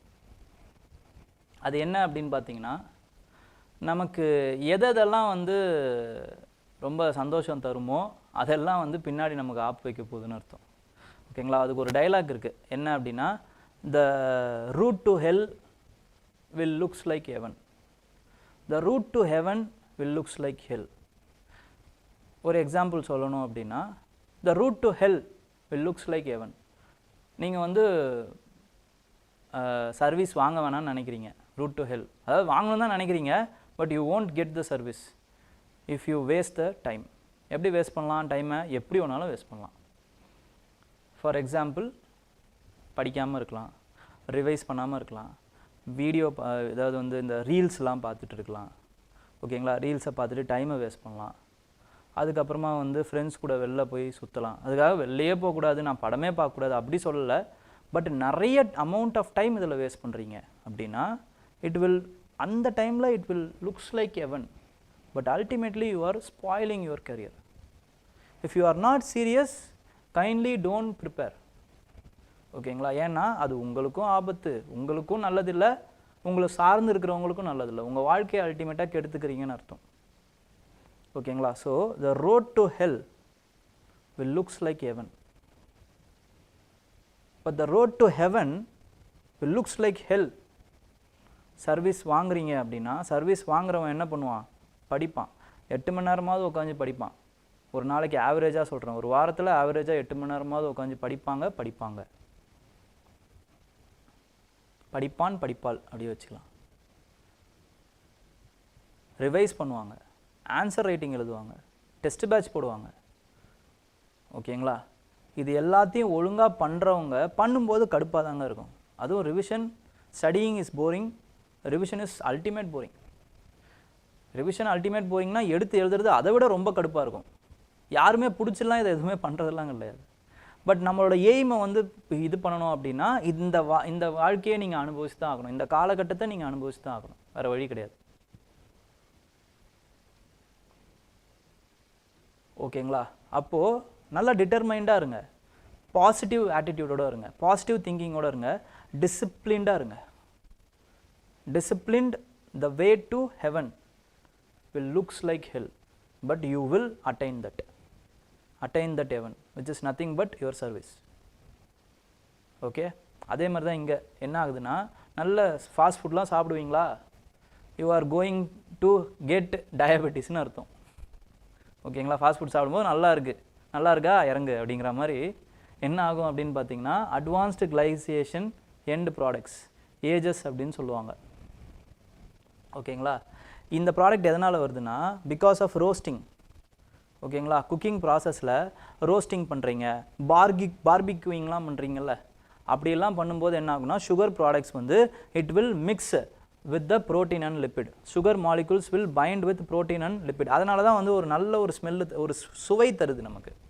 ஆனால் இது என்ன பண்ணும்? Ultimately it will cause diabetes, because insulin ப்ரொடக்ஷனில் செக்ரீஷனில் இது வந்து ஆபத்து ஏற்படுத்தான்.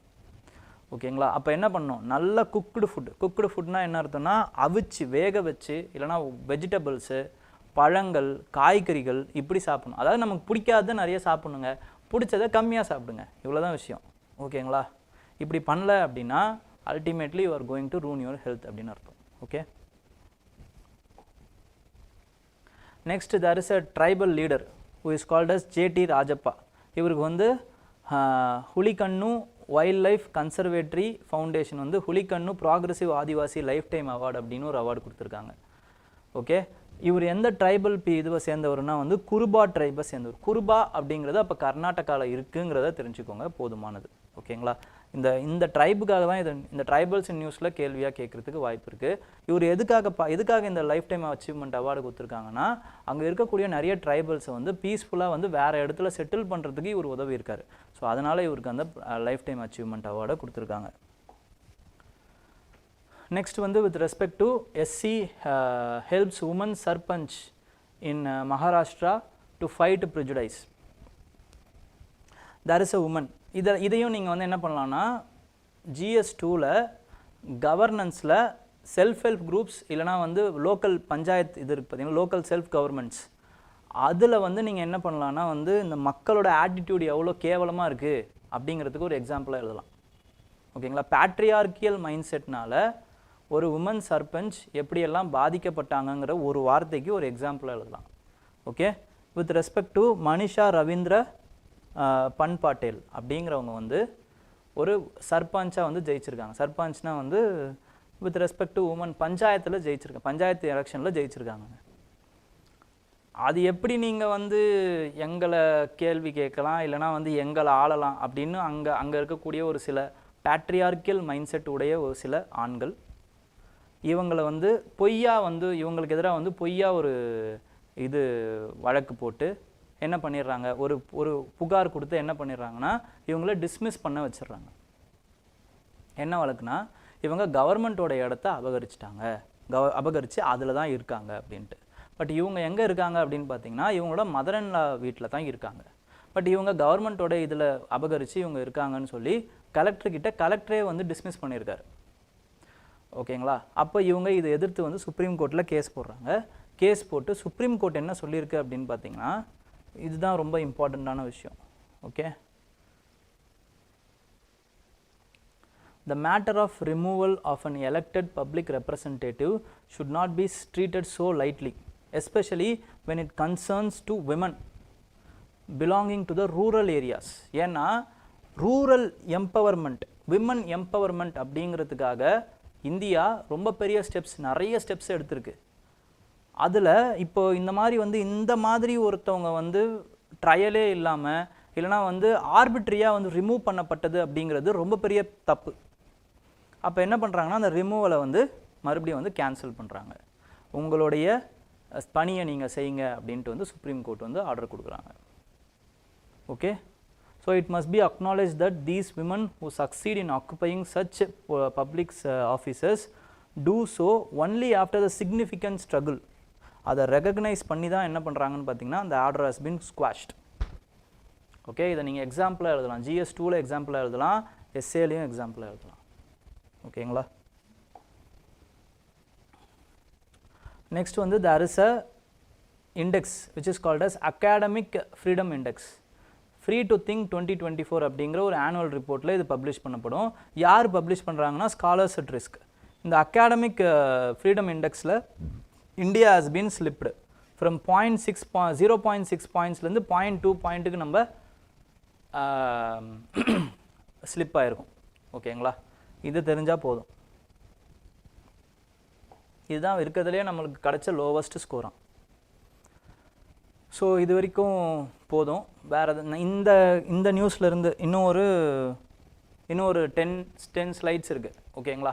இந்த 10 ஸ்லைட்ஸ் ப்ளஸ் வந்து டுமாரோ இந்த அடுத்த 3 நாளைக்கான இந்த 9, 10, 11 இதையும் சேர்த்து நம்ம நாளைக்கு பார்க்கலாம். ஓகேங்களா? இப்போ ஏதாவது டவுட்ஸ் இருந்தால் கிளியர் பண்ணிட்டு I will leave.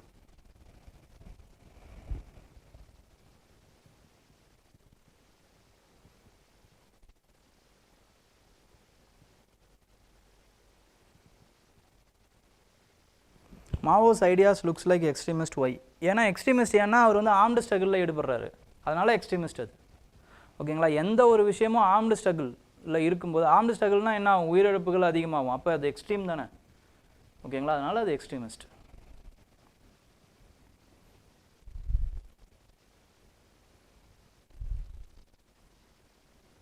How can we avoid these kinds of extremism? Because by avoiding alienation and exploitation. That's all. அவனுக்கு ஏன் நீங்கள் ஒரு காரணத்தை கொடுக்குறீங்க? ஒரு கோபம் வர்ற விஷயத்தை எதுக்கு தூண்டும் பொழுது தான் என்ன ஆகும் அப்படின்னு பார்த்தீங்கன்னா அவங்களுக்கு ஒரு காரணம் கிடைக்குது. அப்போது poverty is the breeding ground of communism அப்படின்னு சொல்லுவாங்க. அப்போ அந்த எக்ஸ்ப்ளாய்டேஷன் அண்ட் பாவர்ட்டி அப்படிங்கிற அந்த ரூட் காசஸை கட் பண்ணாதான் இந்த கம்யூனிசமும், அப்போ கடைசி மனுஷன், கடைமட்ட ஊழியன் இல்லை கடைமட்ட மனிதன் ஒருத்தன் கஷ்டப்படுற வரைக்கும் கம்யூனிசம் அப்படிங்கிற அந்த சித்தாந்தம் இருந்துக்கிட்டே இருக்கும். இதை யார் சொல்கிறதுனா பகத்சிங் சொல்கிறார். அப்போ அந்த கஷ்டத்தை நீங்கள் தீர்த்தா மட்டும்தான் இந்த மாதிரியான ஐடியாலஜிஸ் இல்லாமல் இருக்கும். ஓகேங்களா?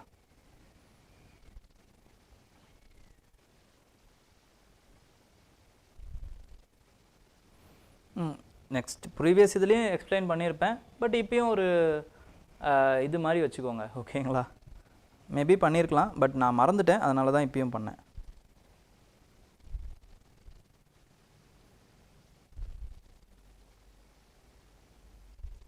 இந்த குற்ற பரம்பரை தான் தீரன் மூவிலையும் சொல்லியிருப்பாங்க. ஓகே,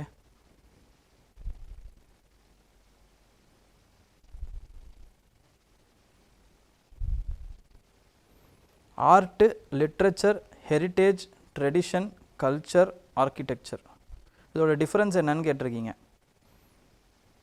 ஓகே, ஆர்ட் அப்படிங்கிறது என்னன்னு பார்த்தீங்கன்னா அது ஒரு கலை தான் ஆர்ட் அப்படின்னு சொல்லுவாங்க.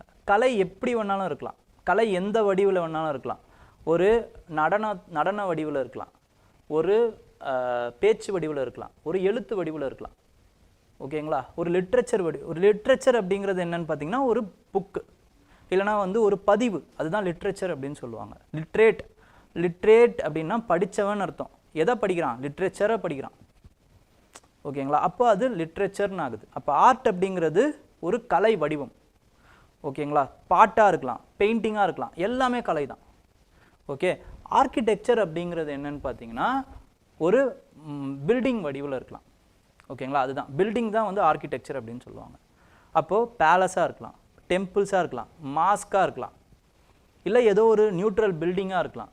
இதை தான் வந்து ஆர்கிடெக்சர் அப்படின்னு சொல்லுவாங்க. ஸ்தூப்பாவாக இருக்கலாம். ஓகேங்களா? கேவ்ஸாக இருக்கலாம். இதை தான் நீங்கள் ஆர்கிடெக்சரில் படிப்பீங்க. அப்போ ஆர்ட்டில் பெயிண்டிங், டான்ஸு, மியூசிக்கு இது எல்லாத்தையும் படிப்பீங்க. லிட்ரேச்சரில் 2 டைப் ஆஃப் லிட்ரேச்சர் இருக்குது. ஒன்று வந்து செக்யுலர், இன்னொன்று வந்து ரிலீஜியஸ். அதே மாதிரி செக்குலரில் ஃபாரின் இண்டியன், ரிலீஜியஸில் ஃபாரின் இண்டியன், இப்படி இருக்குது. ஹெரிட்டேஜ் அப்படிங்கிறது என்னன்னு பார்த்தீங்கன்னா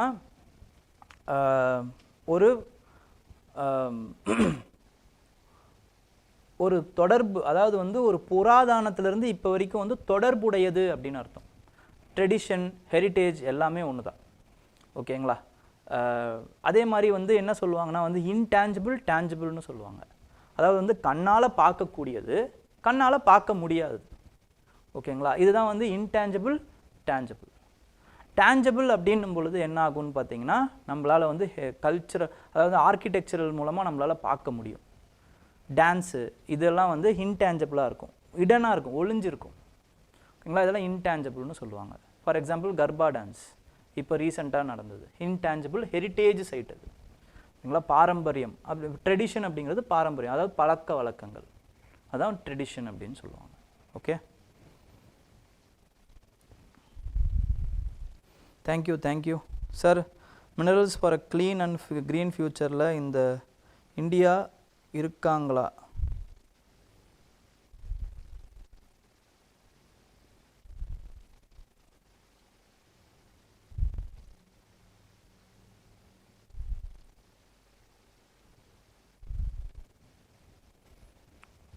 mineral for clean and green future ஏதாவது அமைப்பை பற்றி பேசுகிறீங்களா? அப்படி எதுவும் அமைப்பு மாதிரி எனக்கு தெரியல.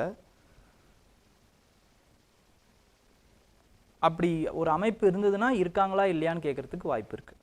ஓகேங்களா? எந்த மினரல்ஸ் இருக்கிறதுக்கு வாய்ப்பு இருக்குது, அதாவது வந்து எந்தெந்த கிரிட்டிக்கல் மினரல்ஸ் என்ன அப்படி கேட்கலாம். ஓகேங்களா? கிரிட்டிக்கல் மினரல்ஸ் என்ன ஏது அப்படின்றத மாதிரி கேட்கலாம். ஓகே,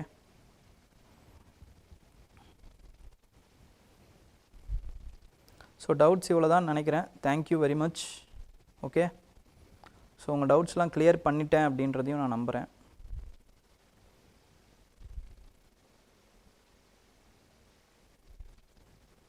ஸோ டுமாரோ பார்க்கலாம். ஜாலியாக இருங்க. தேங்க்யூ.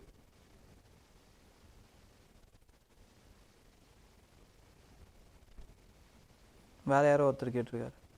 பிஎம் லாகோஸ் வியட்நாம் போயிருக்காரு ஃபார் சப்மிட். அப்போது சப்மிட் ஆப்ஜெக்டிவ்ஸ் ஃபார் பிலிம்ஸ் இருக்க சான்ஸ் இருக்கா? சோஷியலிசம் கம்யூனிசம் டிஃப்ரென்ஸ் வந்து நான் நாளைக்கு சொல்கிறேன். ஓகே, அது கொஞ்சம் எக்ஸ்ட்ராவாக சொல்லணும், நான் நாளைக்கு சொல்கிறேன். பிஎம் லாகோஸ் அண்ட் வியட்நாம் போயிருக்காரு ஃபார் சப்மிட் ஆப்ஜெக்டிவ் கேட்குறதுக்கு வாய்ப்பு இருக்குது. லாவோஸ் பற்றி கேட்குறதுக்கு வாய்ப்பு இருக்குது. இது ஃபார் எக்ஸாம்பிள் கேபிட்டல் கேட்கலாம், நார்த்துலேருந்து சவுத்தில் அடுக்குங்க அப்படின்னு கேட்கலாம், அசெண்டிங் ஆர்டரில் கேட்கலாம், மேலேருந்து கீழே கேட்கலாம், இப்படி எப்படி வேணாலும் கேட்கலாம். ஓகேங்களா? இல்லைனா பக்கத்தில் இருக்கக்கூடிய அந்த டிஸ்பியூட்டட் ஐலாண்ட் பற்றி கேட்கலாம். அதை தான் கேட்கணுன்ற அவசியம் கிடையாது. பட் அந்த ரீஜன்லேருந்து ஒரு கொஸ்டின் வரத்துக்கு வாய்ப்பு இருக்குது. ஸோ எல்லா ஆங்கிள்லையும் படித்து வச்சுக்கணும். Okay, so thank you, all the best, ஜாலியாக இருங்க.